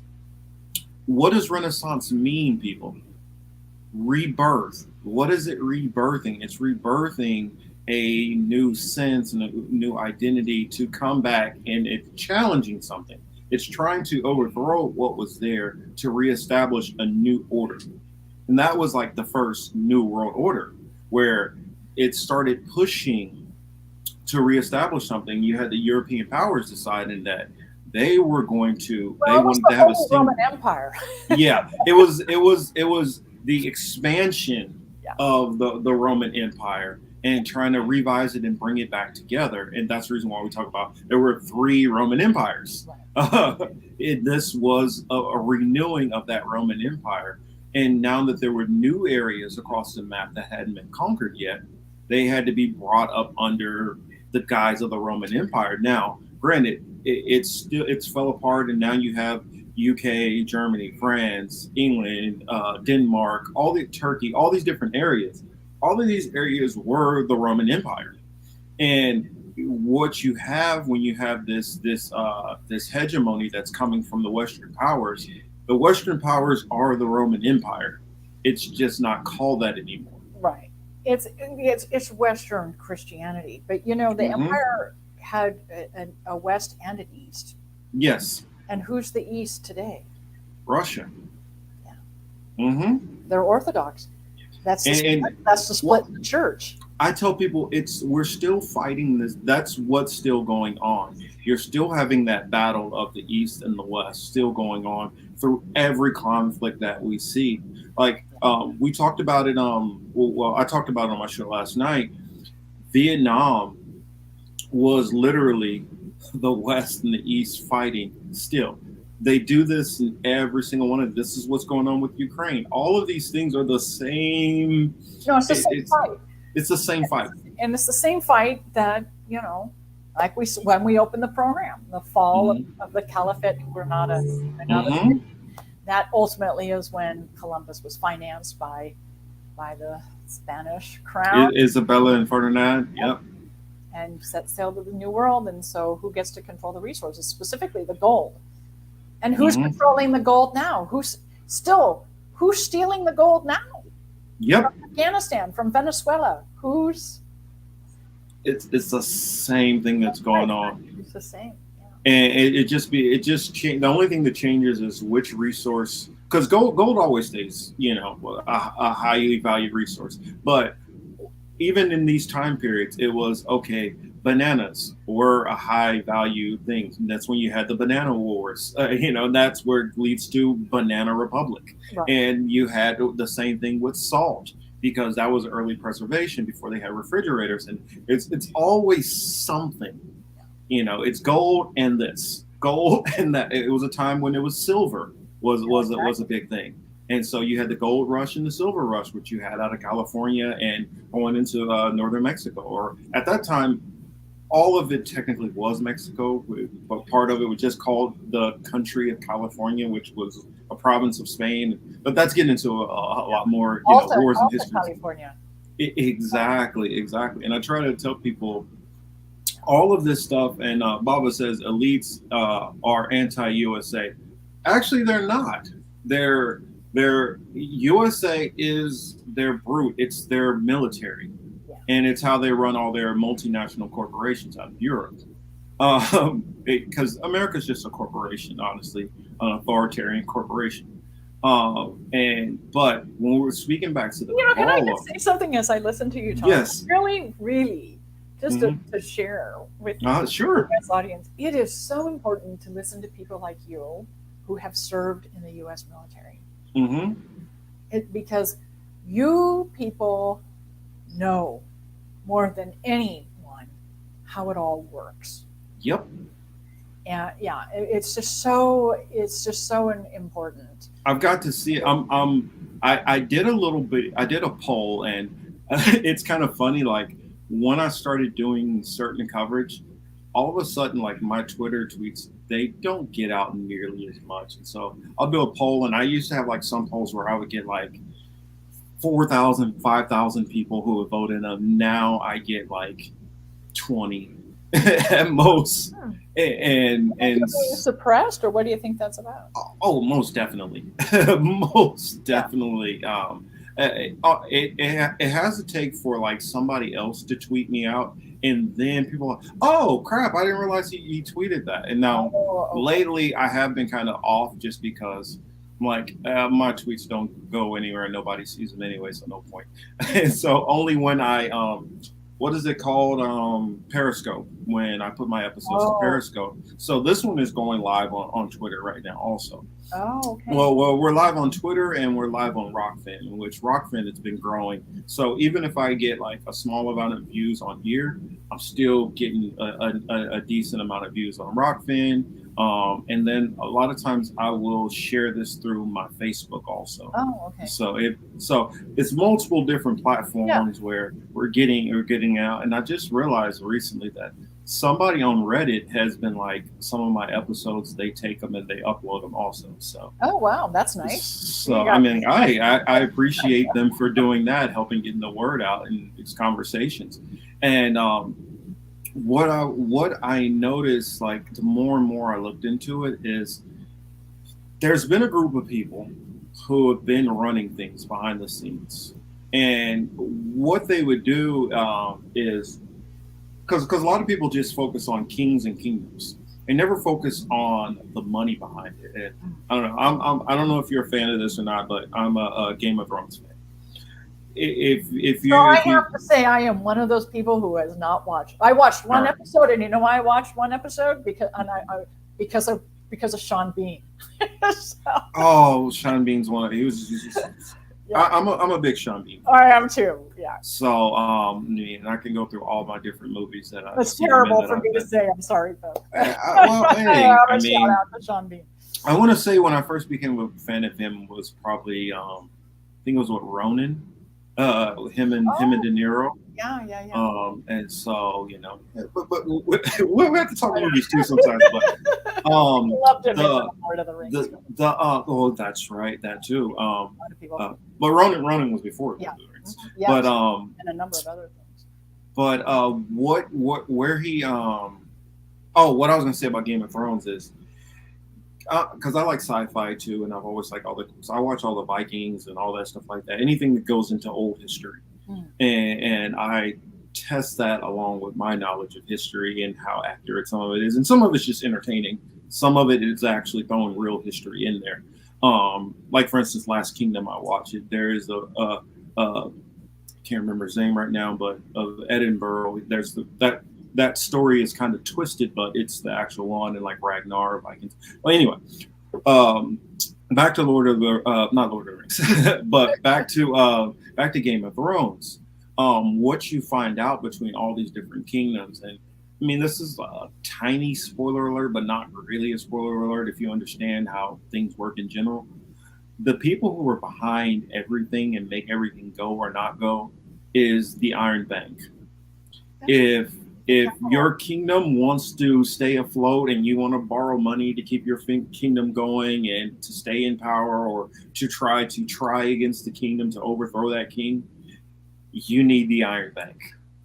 And this is the same thing with the hegemonies that have been going, whether it's been the US, whether it's been Great Britain, whether it's been the Spaniards, whether it's been Portugal while they had the time, going back to even the provinces within the Roman Empire when they first started separating and breaking into East and West. Hmm. You needed the banking system. And this all goes back to the people who had a lot of stake in the Silk Road slave, well, not slave trades is part of it, but just the Silk Road trades, Yeah. whether it was the trades going from the east into Europe and into the Mediterranean, and the people who have been able, On all the way to Rome, and then yeah, the spurs too. exactly. But if you were the person who was sitting right there in the crest of the middle of that, you were able to make a lot of wealth and And which money. country sat in the middle? Hmm. Afghanistan was one of those that sat on Yes. crossroads like that. You can see Yeah. in their art and their music how much influence they had from East and West. And that area right in the bottom part of Russia. Yes. So Caspian Sea. the Caspian Sea, the Black Sea, all that area right over there is where a lot of centralized trade was going on. And the people And who were it's coming sitting there, back, I would argue. well, it is coming back definitely with the I can't remember the what is it?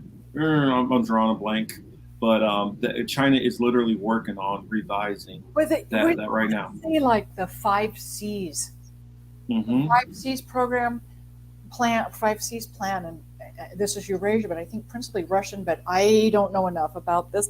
Where it's the White Sea, you're connecting the White Sea, which sits between Russia and Finland, Hmm. the Baltic, Yep. the Black, Yep. Azov, Yeah, the Azov definitely. the Azov Sea, which is Mariupol, and the Azov Off of Ukraine. Yeah.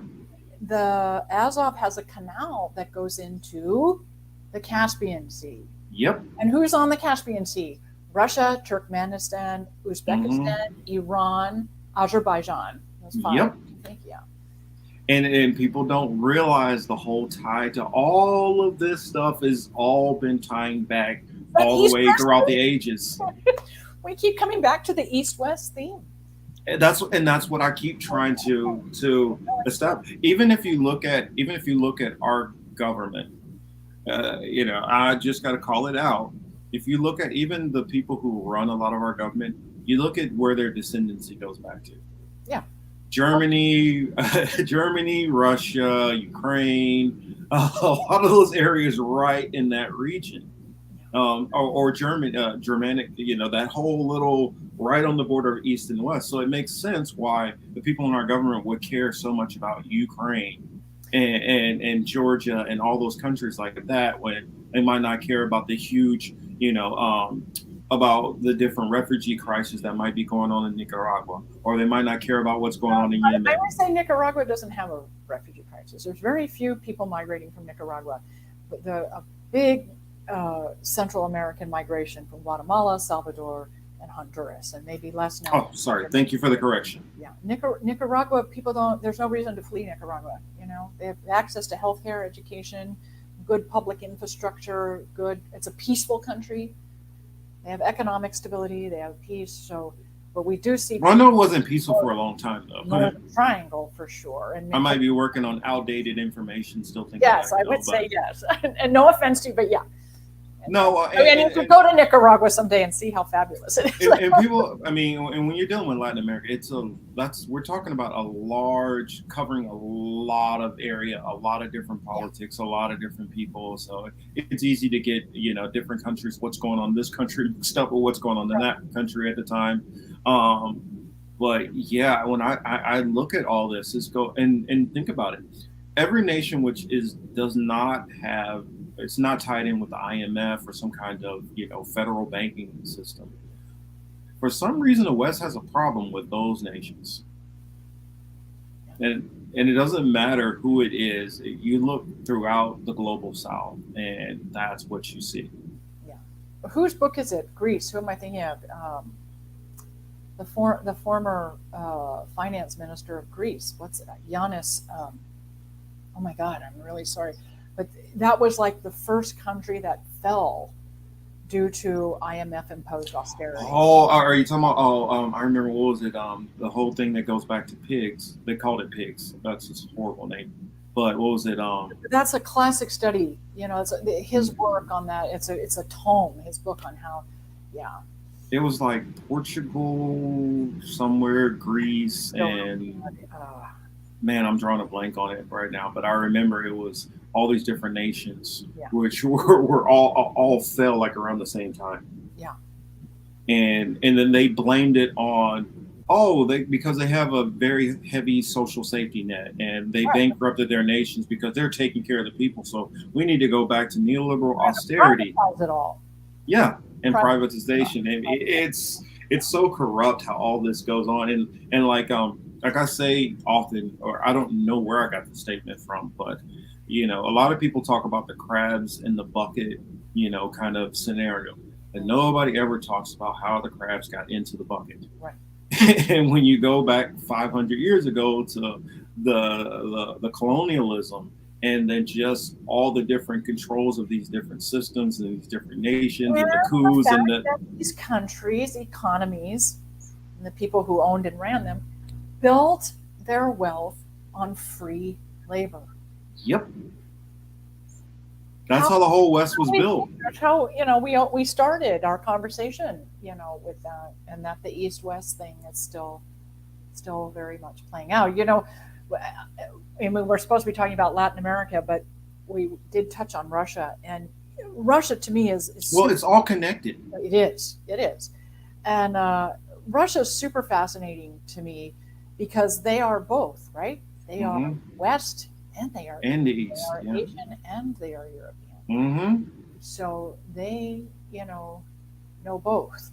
They are both. Well, I just my speculation to them, I believe. My speculation in my studying is when Russia got kind of, I won't say that part, but what I will say is when Russia started pushing back against certain things that other Western powers were doing, it got them awry of the rest of the revised, Western Roman Empire. And so, like, a lot of people don't know that. Like, and I brought this out last night that the Russians actually sent over ships to help break up the blockade, part of the Civil War. Yes, that's something that people don't know about.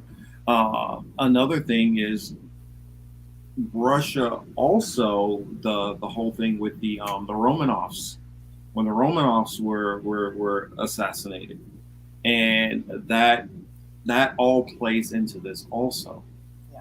And so, I mean, that's why I say you gotta look. There was the end of the. I mean, I kind of got in trouble for this on another program I was on. I didn't talk about it enough, and there really wasn't time because it's a whole episode, in my opinion. Mm-hmm. But this, where I don't know, we were talking about multilateralism. I would prefer to say multilateralism than multipolarity, but I think the term was polarity that we use. We have been in a multipolar world before, prior to World War I. You're military, you know that were 5 empires existed, the Russian Empire being one of them. Prior to World War I, you have the Ottoman Empire, the Russian Empire, Chinese Empire, Austro-Hungarian Empire, and the British Empire. Mm-hmm. And none existed after World War I. Except Britain and passing the baton to the United States. Mm-hmm. And they decided, you know what? That deserves a whole nother. And I don't want to get in trouble again for not saying enough about the background of all of that, but your audience can read. No, there were 5 empires before. I mean, they were empires, yes, but there were 5 powers. Mm-hmm. And with all of these things that we talk about, all set the stage for the current reality and world that we live in. I mean, it doesn't matter which country you're in. You could be in Japan, you could be in Canada, you can be in Belize. It doesn't matter. All of it It's is all all predicated off of this. yeah, yeah. Well, let's see, we're at 2 hours. I don't want to Oh keep my you God, too much longer. No, I mean me let's easily, go to bed. easily. Yeah. I, if it was up to me, I'd keep you here a whole nother hour. And my audience knows I could keep going. I always have Well, I hope so much I stuff. haven't seen any. You've been seeing all the comments from the audience. I hope it's been a worthy, a valuable Oh conversation. yeah, they've been weighing in good. I forgot because I know I wanted to get to most of the comments. Well, I wanted to get in. It was so much that I wanted to get into that I was like, and I do this occasionally. When I'm doing interviews, I might like not look at the comment section quite as much so that I can try to stay on topic because it it is easy for me to get distracted and start going veering off into some other topics. Yeah, one thing leads to another. No, it's been Exactly. All these so-called, little trails. But I was like, I wanted to try to get as much out, as many of these touch on as many of these topics and issues and tie it all together. And I knew that you'd probably be the perfect. After I watched the interview, I was like, yeah, that's the perfect person to talk to on all this stuff that's floating around in my head. And so I appreciate you so much for being here. And can you let everybody know where to find you at? So you can find me. I'm one of the Latin America activists with Code Pink, and my specific role is to host our weekly YouTube program called "What the F is Going On in Latin America and the Caribbean." We broadcast live every Wednesday night, 7:30 p.m. Eastern on Code Pink YouTube. And then post broadcast, I turn the conversation into a podcast, and you can find us on Apple Podcasts, Spotify, Telegram, radindiemedia.com. And I will take you up if you ever invite me on. I'm definitely game for it. I will. So I sure will. I love this kind of engagement where we can just talk, and touch on things. I love it. So and that's what I set this whole. I was like, you know what, that's going to be my approach for this. I just want to be able to talk to people about like foreign policy because Americans, I don't feel they get to really hear a lot about foreign policy. We're the worst as a nation of people at understanding our own foreign policy, except for those of you who have served in the military. Yeah, and that's what really woke me up to a lot of things. We had refugee students in my school from Bosnia, Croatia, ethnic Albanians, and I grew up in Kansas City, which was a sister city to Sarajevo, and so they took in a lot of kids who were refugees during that time. And so when I was in high school, I was hearing so many horrific stories. And at that time, I was already Air Force junior ROTC and come from a military family, and so I was like, if I don't do sports, then I'm probably going to end up going to the military. And so end up having some injuries and decide, oh, well, I don't really know what I want to do. I'm not going to go to college because my work ethic as far as doing my homework is not the greatest, even though I retain a lot of information. Yeah. So I said, I'll go to the military. And from seeing that and seeing things firsthand and having a lot of conversations with people in a lot of different countries. I mean, I've been to 13 different countries. Oh, wow. So been. I mean, so if you grew up with refugees coming from the former Yugoslavia, you really understand NATO very well. Oh yeah, I really understand NATO as a young person, and then you also understand it from the military experience. Yeah, I've actually been on cruises, literally NATO cruises. I had a NATO top secret clearance when I was in the Navy, also because we dealt with. I worked weapons and explosives. And so I dealt with NATO weaponry also. That's the reason why, like, I made this one video about armed revolutionaries. Are you sure? Because that's on what side of the fence you're standing on, right? I'm like, I know what kind of weapons that we actually have. and I know the scale to what we have, and some of the stuff which they have in the production that they're working on. And so I've been to, of course, Italy, but partially to France a little bit. Been to Bosnia, Greece, Turkey. Was it England, Scotland, Spain, Portugal, uh, Afghanistan, Iraq. Uh, where does that area right across? Trying to remember. I'm drawing blanks on some of these places now, but I've just been to.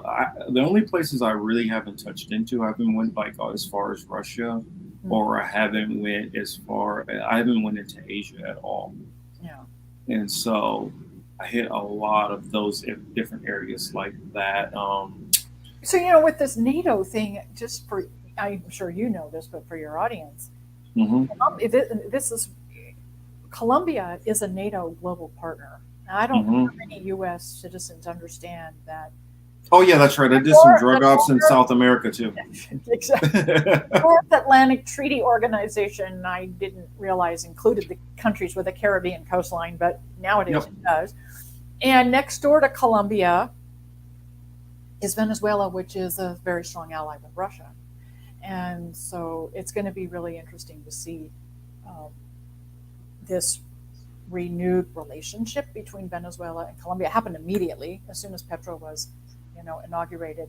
Um, he recognized the democratically elected president of Venezuela, Nicolas Maduro, and they have, I think it was last Sunday, a week ago today, both countries for the first time in 3 years exchanged ambassadors. So there is a Nicolas Maduro, Venezuela, democratically elected president's ambassador in Bogota now, and there is the same in Caracas, and that's going to be fabulous to see that relationship just rebuilt. And it's also, for some of us, is gonna see is kind of the Western or the hemisphere or the Americas version of, kind of a NATO Russia thing. Well, yeah. I remember what was it that they had like some when when Biden kind of had the big kind of face plant when he was trying to have that summit with the Latin. Yeah, the Summit of Americas, and it just didn't. It went over like a lead balloon, and you had a lot. Surprisingly, you had a well. I don't think it's a surprise necessarily. I guess maybe a surprise that they were like, gave him kind of the stiff arm that a lot of those countries no. Who is the United States to decide who represents America? The hemisphere of the Americas. Who gets to participate? And this is where I go back to people not necessarily being anti-U.S. It's like it's just please learn to engage the rest of the world differently. The U.S. does not get to decide who is America. The United States. Well, that's that doctrine. The Monroe Doctrine. Yeah. Yeah. The Monroe Doctrine, they've decided no. They're up under our purview, and we decide for them. Yeah, we decide which countries legitimately create the Americas. But and it goes back to, even if you go back before the Monroe Doctrine, what inspired the Monroe Doctrine? Manifest Destiny. Going back to the Western Christianity. And also wanting other European powers out of the hemisphere. Yes. Including Russia. I mean, you are from California, and you know the Russian fur trade expanded all the way down to the Sonoma County coastline in Fort Ross. Yeah, which is why the Spaniards came up further up the coast of Alta California. Of course. I mean, that's a whole nother thing. And can't forget how the French had their big, huge chunk all the way through the middle of the United States also. Yeah, I'm from Vermont. I'm from Vermont. The streets and the towns and stuff have a lot of French. And we could have easily have been speaking French in this country versus English. Well, I remember you brought up about Simon Bolivar, how he's not talked about in schools. Another one I would throw in, I'm forgetting his first name. Was it Jacques de Serenix? Oh, Yeah. And his revolt in Haiti, because Haiti before Oh, it was yeah. Haiti and Dominican Republic, it was just like one country. We have to have a whole conversation on Haiti, probably the most important country in the hemisphere, Yes, in my opinion. and that literally, a lot of people don't know that literally led to the Louisiana Purchase, because they're like, all right, okay, stuff is falling apart, and then you start having Haitians coming in to that Louisiana province, and it started to lead to more and more slave revolts, and then that led to them like, you know what, let's They just were get rid of this. Because at the same time that they had what was going on, that they were fighting the Brits at the same time, and so money and it's a the lot Haitian going. people are the first who have liberated themselves, Yes, and we just do not talk about them enough, or and we celebrate them don't, enough, and or help people them enough. or help them enough, because like France, whatever, how they exacted such a huge toll on them They had for to freeing pay. themselves. They had to buy their freedom back from the people who enslaved them. Yep. So now, how do you build your economy when you're paying this debt again? Goes back to I mean, and it's like the gall of these people. I mean, heinous, isn't it? like something that I learned this maybe 6 months ago. Even the slavery in the Louisiana territory was different than the slavery like that was through the colonialists. Yes. They literally were sending them off to France for education. Like they could like literally send them off basically to college and stuff. Yeah, like, and that's the reason why in New Orleans and Mississippi, later on you start to have so many black politicians because they were educated. And so Simon Bolivar was educated in France also. And that's what I'm saying. It gets so interesting when you really start digging into history, and like I'm pretty sure you're familiar with like the muckrakers, right? They decided that they needed. This is like a doctrine that came up in the U.S. that there always needs to have basically like a serf class and levels to that serf class. Capitalism. Exactly, in the capitalism, and that's the reason why they would take. Normally, like most of what are they called? The field hands in slavery. I'm trying to remember what they're called. The overlords. The overseers. Yeah. The overseers. Most of them were former indentured servants who were deeply impoverished. White indentured servants, because there were other indentured servants. It gets really complicated when you really get into it. But they would take normally the Irish white former indentured servants who were deeply in debt, and they would make them become the overseers and also the slave catchers. Yeah. So, and then that led to the police force. Institutionalized racism. Yes, that led to police forces, and why you had a lot of Irish who became police later on. I mean, history's always been fascinating to me, so that's the reason why. Like, and not only that, I was going to college to be a teacher, so that's probably were you? Yeah. I studied secondary education, majoring in history and minor in political science. So. Oh wow! So when people were like, "Man, why does it seem like he's studied a lot of this stuff?" Well, you very clearly read too. Oh, I do a lot of reading. It's really obvious that you read a whole lot, a wide variety of things, which I can't emphasize enough for all of us to do. Not just a wide variety of media, a wide variety of fiction and nonfiction, and Well, I tell them when I prepare for my weekly show, I probably go over easily maybe 30 different media outlets. That's great. Whether it's the outlets or newspapers, or I'll go into like if it's say for instance like this story that just recently was going on in Mississippi and the water crisis. I looked at probably 4 different local news, two different newspaper sources, and then world news also to kind of confirm what I was going to say before I start talking about. To form your own opinion. Yes, and so people always ask me, well, what do you read here? I say, everything. I literally do read everything. Up, down, all of it. And then what I'll do for my show is just to be able to illustrate it better, I'll find a clip of somebody who's kind of covering all the information and laying out those facts, so then I could lay that out. And so a lot of times I might use like We Own. They're a pretty good site. Although I don't always agree with their opinions. That's the reason why I feel like once you get more well versed in this stuff, you can be able to look at an outlet and be like, that's good, that's BS. Yeah. And so you or can this tell. site is great for this particular type Yes. of thing, and this site, and you kind of start putting the politics aside, and you start understanding who's financing it and why, and certain things.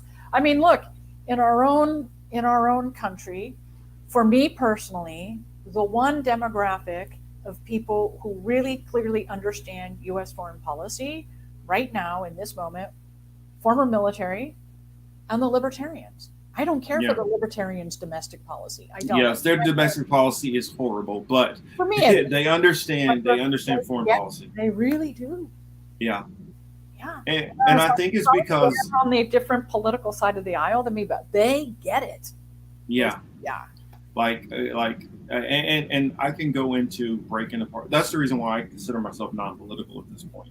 I realize. I think a lot of us in the U.S. are that way. We don't really. It's not that we're not political. I think just by living in a society, you're political in many ways for many different reasons. But or apolitical. We don't identify. We don't know how to. I can't. There's. Well, I can tell you what I'm not, and it's pretty much everything. I'm not. I'm not this. I'm not that. I don't really know what I am. Well, and the U.S. definition of things. And like on my other channel, like I also teach the Bible too, and so through that I don't only like how some people just in the book of John it says this. I literally go back and I study the Greek and I study the Aramaic and I do like textual criticism. And not just the King James version. That is no. I literally use multiple translations. Like I'll use the ESV. The King. I have a conversation about this with you. Yeah, and I like the NLT also.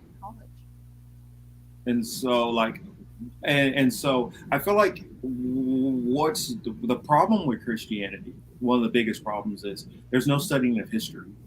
And so if you don't study history, you don't understand the context of mostly anything that's going on in there. Well, the context of anything. Yeah. And so like you don't something you mentioned like the Assyrians earlier and stuff, saying, wow, this is like, Old Testament stuff. Yeah. So I can tell where you're because I'm able to see the ties and it follows along with the historical references. And so and also like I like if you have to pin me down on which one I read the most, it would be a 1611 because a 1611 goes before Martin Luther stripped the 14 books out of the Bible. Yeah. And so most Christians don't even know that 14 books were yanked out of the Bible. And I mean, these go all that, like if you're reading the Septuagint has those 14 books in there. If you're reading a Catholic Bible, it might have 7 of them in there. So this is why women aren't understood. Well, in Europe, it was basically illegal for the Catholic Church made it illegal for you to take the Bible home. That's the reason why it was popular for a large portion of Europeans to be illiterate. And so they didn't know the Bible. Well, I won't say large portion. I'll say under a certain class level. You're right. But when you look at like architecture and like all the relief and stuff on the outside and paintings were to teach the illiterate. Yes.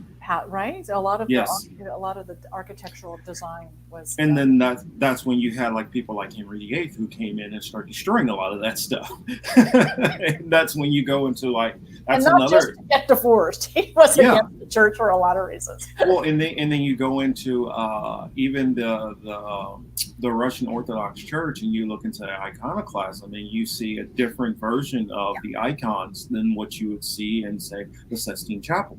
And then, or it's just certain stuff is hidden and certain stuff is out, and that's when it goes into the Caesar Borgia, and then because a lot of people don't realize the typical image of Christ which they see is like literally Caesar Borgia, who was of the Borgia family, who was the Pope Sixtus' son. Who, if you guys want some interesting entertainment, go look up Borgia, the TV show, and that's going into that. He actually was, he actually, I believe, slept with his sister, Oh, I killed his don't even mother, know. and was lovers with Leonardo DiCaprio. I mean, not DiCaprio, but Leonardo da Vinci. Whoops. So yes, the guy who they say is Christ, or that's the image drawn Well, you after. see, like it in the Eastern Empire and the Western Empire, the Eastern Church, well, the Orthodox versus the Catholic, and how it split. You Hmm. know, the Byzantine representation, artistic representation of Christianity is very different, and and you will see a non-white Jesus from the Yes. Byzantine world. Yeah, Well, I mean, if you not read throughout the Bible, it gives you a non-white how can Jesus the too. person be blonde hair and white and blue eye? I mean, from that part. Well, even if a lot of people they always talk about the Council of Nicaea, they Mhm, don't realize that the mhm. actual the compiling of the Bible actually being put together was in Hippo Carthage, which is in North Africa. A lot of people don't know that, and so that a lot of that when the stuff got like changed around and switched would have been after 70 A.D. And you have the arch of can't remember who was it of Titus Vespasian, which he has the arch where he's showing all the stuff that was being taken out of Israel at the time. Oh wow, I And didn't. so yeah, if you see it, it's in Rome. Trying to remember, it's been a while since I've been to Italy, How buddy. do you know all this stuff? I'm not prepared to have this conversation. I am not prepared to have an intelligent conversation with you about all Oh, this. I mean, well, I literally study all of this stuff like intensely. Like, It's so great that you have this background because it is still playing out as we opened up mhm. our conversation with. Yeah, I think like, the first person I've said to, is I really think, when you look at when Columbus was ultimately financed to set sail for the New World, what happened? The mhm. fall of Granada. Yeah, The Moors were pushed out of the Iberian Peninsula, and and that's when. And and here's something that a lot of people don't know, which Columbus would have had back in that time. He would have had those 14 extra books within the Bible that he was reading. And what you read in there, because even if you talk to church fathers now, they will admit this. They will say, no, it is not part of what they call it, what's called deuterocanonical. hmm Deuterocanonical means it's not false, but we don't take it as canon. And so they'll say, yes, the historical stuff is accurate, but we don't take it as canon. right. And so, We chose what we wanted. yes, we chose. And so, if you ever wonder We why censored it. it stops with like the Persian captivity, and then all of a sudden it jumps to Israel is now a vassal state to Rome. You don't get that because it's with, and they tell you, oh, it's this 400-year gap. Well, that fills in the gap. It tells you what happens, and it starts talking about the Persians fighting the Greeks. That's in there. It starts talking about the Greeks basically falling to the Romans, and it starts talking about the Romans taking over all of that area also, Yeah. and all of that. And I was able to confirm a lot of this by looking into the other histories of the areas around it. And so, if you look into, some of the Persian history, it talks about all of these things. If you look into Greek history, it'll talk about all these things. That way, it can Another thing, confirm. the Persian history for the U.S. audience is so rich and so beautiful, and I don't care what you are reading in U.S. mainstream media today about Iran, which is Hmm. current day Persia. Yeah, Really, really try to understand the history of Persia. It's so profoundly beautiful, and the way they value education and the arts and literature and women. hmm Yeah, it's yeah. It's given a bad misnomer, some of the stuff, because it's looked at through a Western lens and how the Western powers the West. would do things. They, I mean, like I'll give one thing, because let's give something a little spicy for everybody. The Roman Catholic Church, they push for one man one woman marriage, or the popes had to was it celibate? Well, the Levitical priests all were married. Yeah. So if the Roman Catholic Church is supposed to be based off the priesthood, then that means the priest should be able to be married. Yeah. Another thing is what was called polygyny in the Bible. Many of the early fathers in the Bible all had multiple wives. That was a That typical comes out of the practice. East, and you can only have as many as you can actually, But the West provide a good changed that. life. Yeah. Yeah, the West completely changed that. I mean, there like there's certain things in there like where it'll say to like in Christianity they'll think, oh well, you're not supposed to read the Bible with a hat on because it says talking about uncovering your head. Well, what they don't understand is when you translate that and you read what that means, it's talking about not reading the Bible with a veil on. in like part where it says like women shouldn't wear what pertains to a man. When you translate that, what that actually goes back to, because the way their clothes, a lot of them were long kind of garments where it would be similar to almost like kind of like a dress, sort of. Yeah. What that's actually talking about is not wear armor. Oh. And so it's basically saying like women shouldn't go into combat. That's basically what it's saying, but they twisted, and that's because the early European church fathers did not have an understanding of those customs and traditions, No. and so they twisted it for whatever they thought it was. And just like living in Latin America and you're speaking, in Spanish, some of these things when it gets translated into English doesn't have the same No, it's not emphasis, and things are always going to be lost in translation. Yeah, exactly. And that's why I look back to the earlier and like for instance, I'll give another good one. When it says God in the Bible, people think God means one thing. But when you actually switch those translations, sometimes it says Elohim or Elohim or Adonai, and it's using different words, giving different meanings. And so, like most of the time when it's used, it's basically used as a power. Right. An external power in the West, an external. Well, think about it. A teacher is a form of a power. A cop is a form of a power. A judge is a form of a power. All of these things are power. So technically, if you translate it into a Germanic understanding, all of them are considered gods. So you see how the misunderstanding comes in? Yeah, lost in translation. Completely. That's the reason why.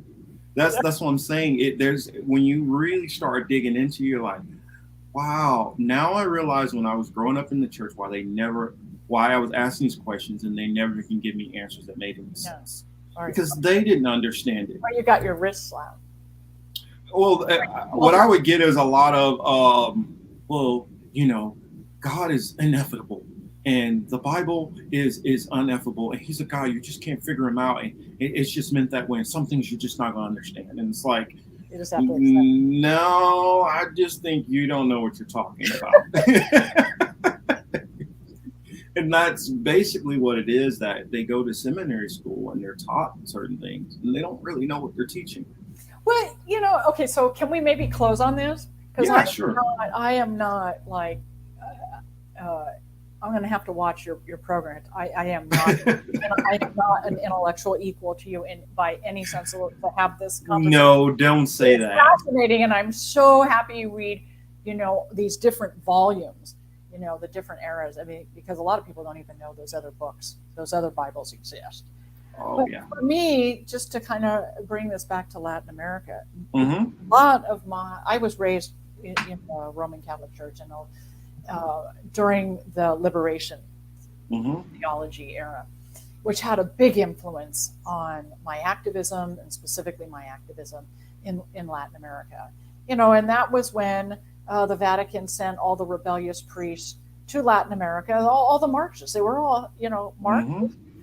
And I was really very much attracted to their work as a young person, specifically because to me, and I wasn't like studying Marxism or capitalism or any of that, at this mm-hmm. point. I was, or differentiating, but what resonated for me, what these people seemed to be doing despite this heinous church we grew up learning about related to Christopher Columbus, what these liberation theology based people were doing to me, for me, was more Christ like.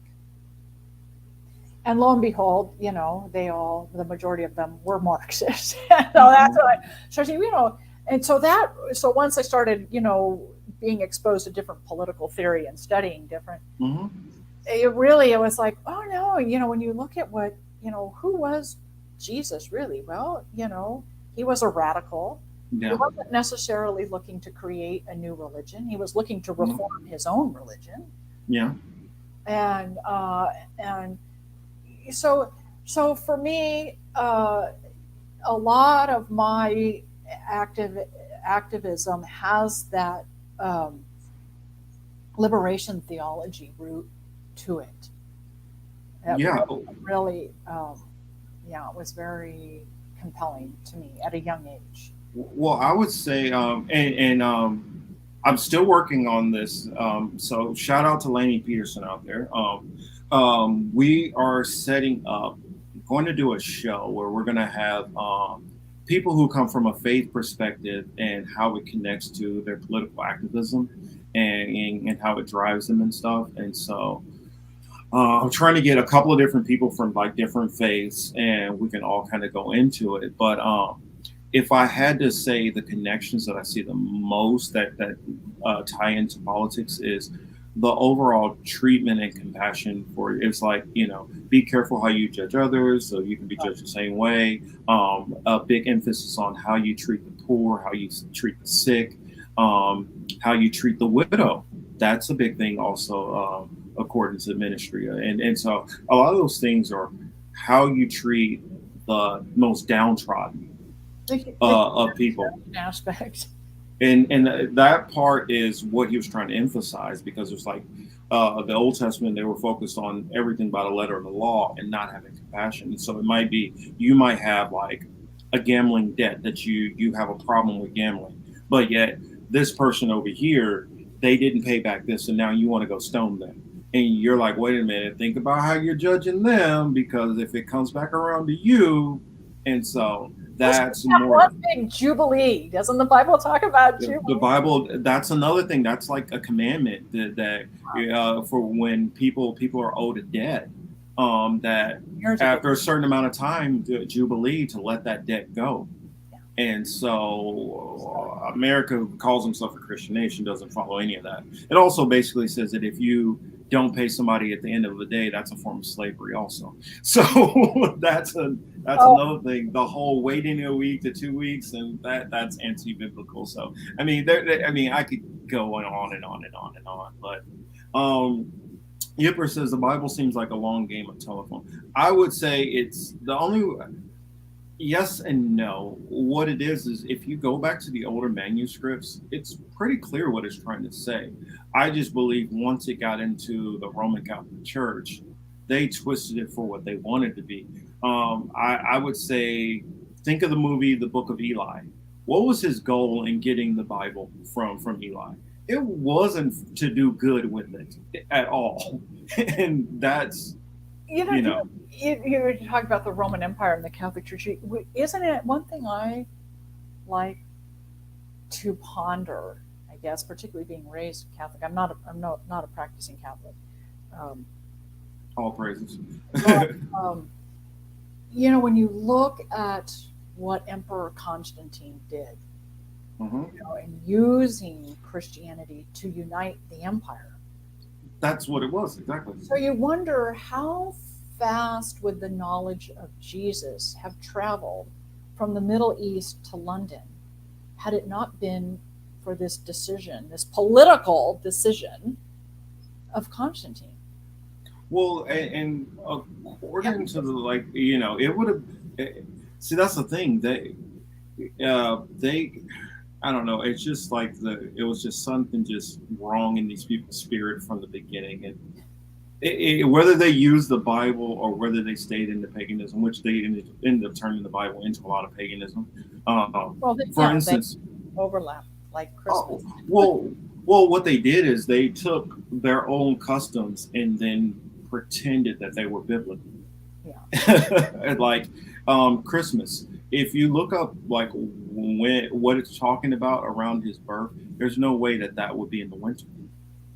I mean, because it talks about harvest and things like that. Yeah, the evergreens. Yeah. Yes, exactly. So it shows you Sure. that they were twisting things. There's a lot like, and I go into some of that on my show. Okay, I gotta watch. I gotta start watching your show. Like I tell people, I say, if you want, especially if you want to go against evangelical Christians, call me. Okay. I could chop apart so much of their doctrine and so much Well, that they don't listen to all the time. I mean, my latest episode, I kind of went after a rabbi, but that's another story. Well, the rabbi did a good job as far as tearing apart a lot of falsehoods in Christianity, um, with the Bible. But at the same time, if you're saying things that don't match up with the Bible, I have to critique you also. And so that's how I'm one of those people where, hey, I don't care if you're my mom. If I don't agree with you, I'm gonna push back.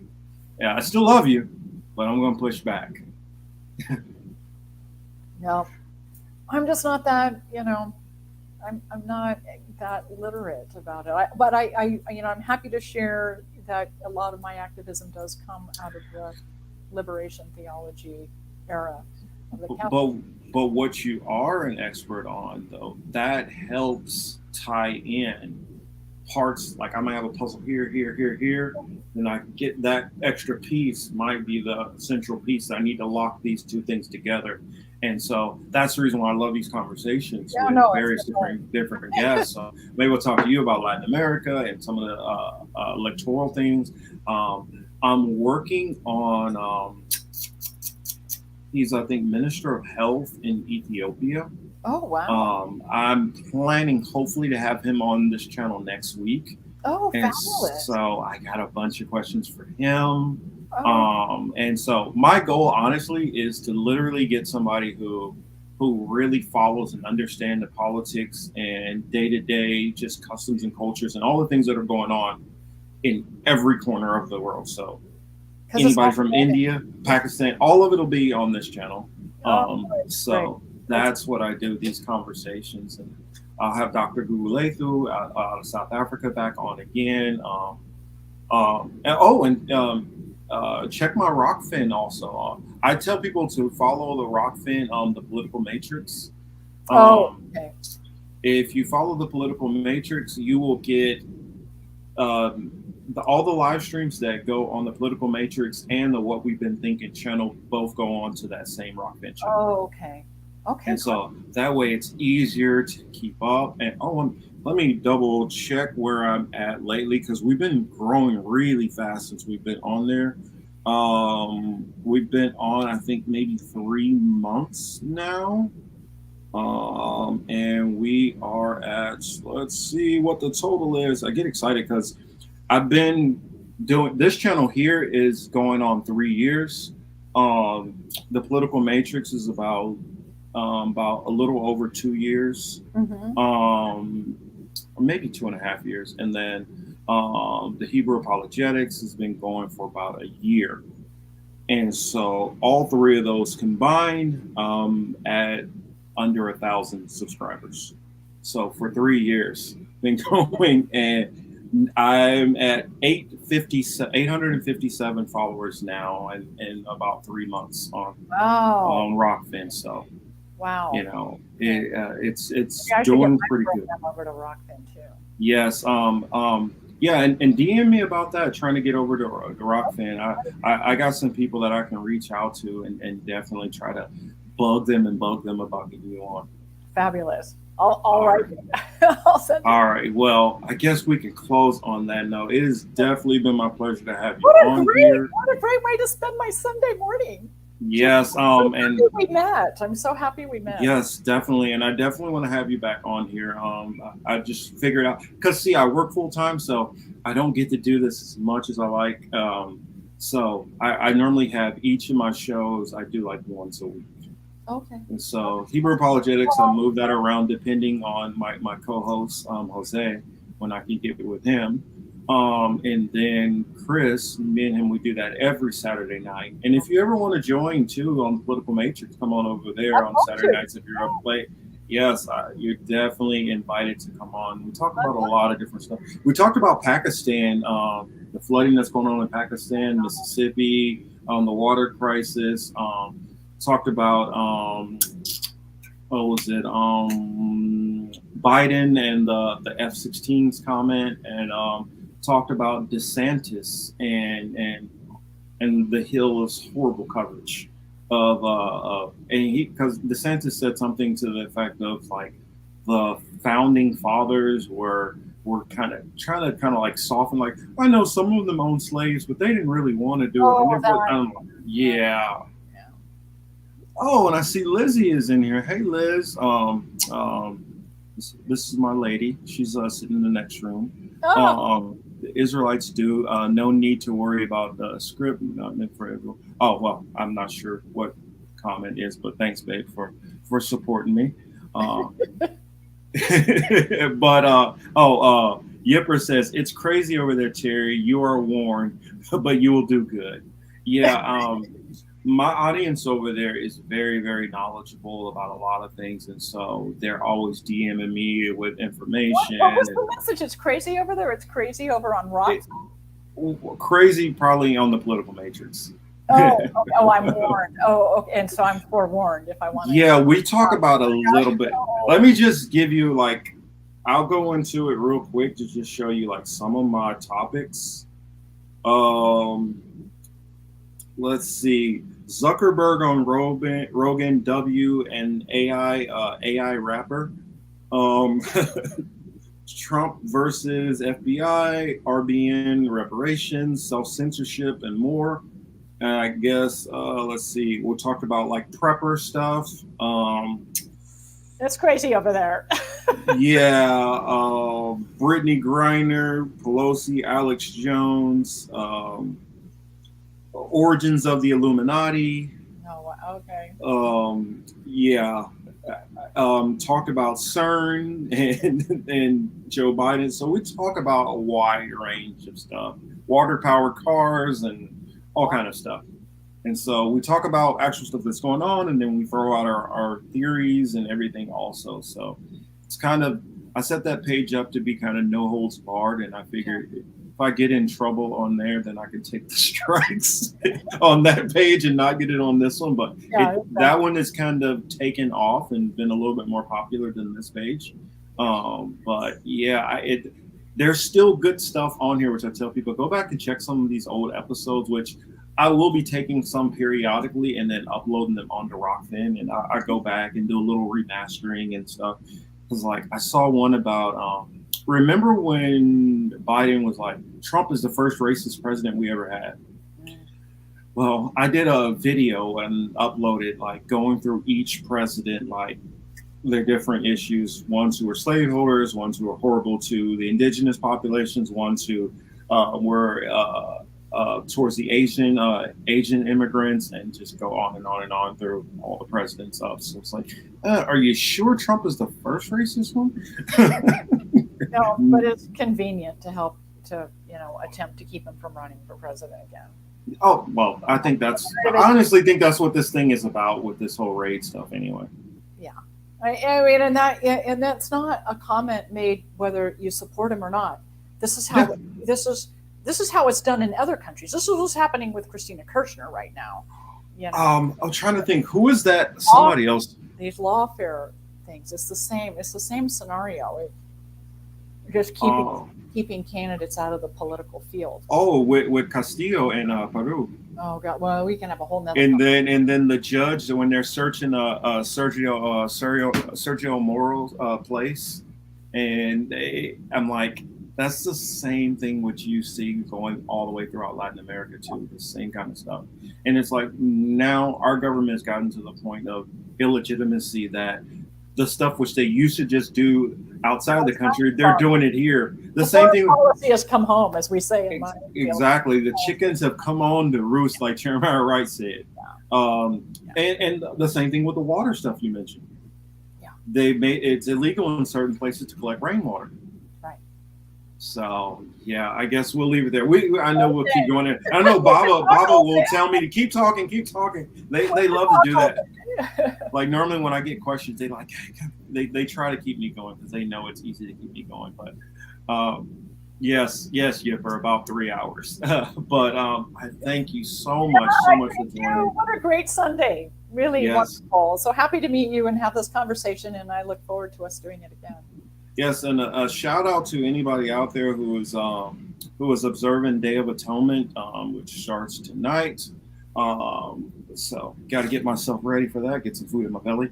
And you guys all have a good one. Thank you so much for joining us again, Teri. Okay, thank you. All right, and this has been what I've been thinking with Marcus Cage, a conversation with Teri Mattson. Thank you so much, Thank you. and everybody have a great Sunday, and go Chiefs.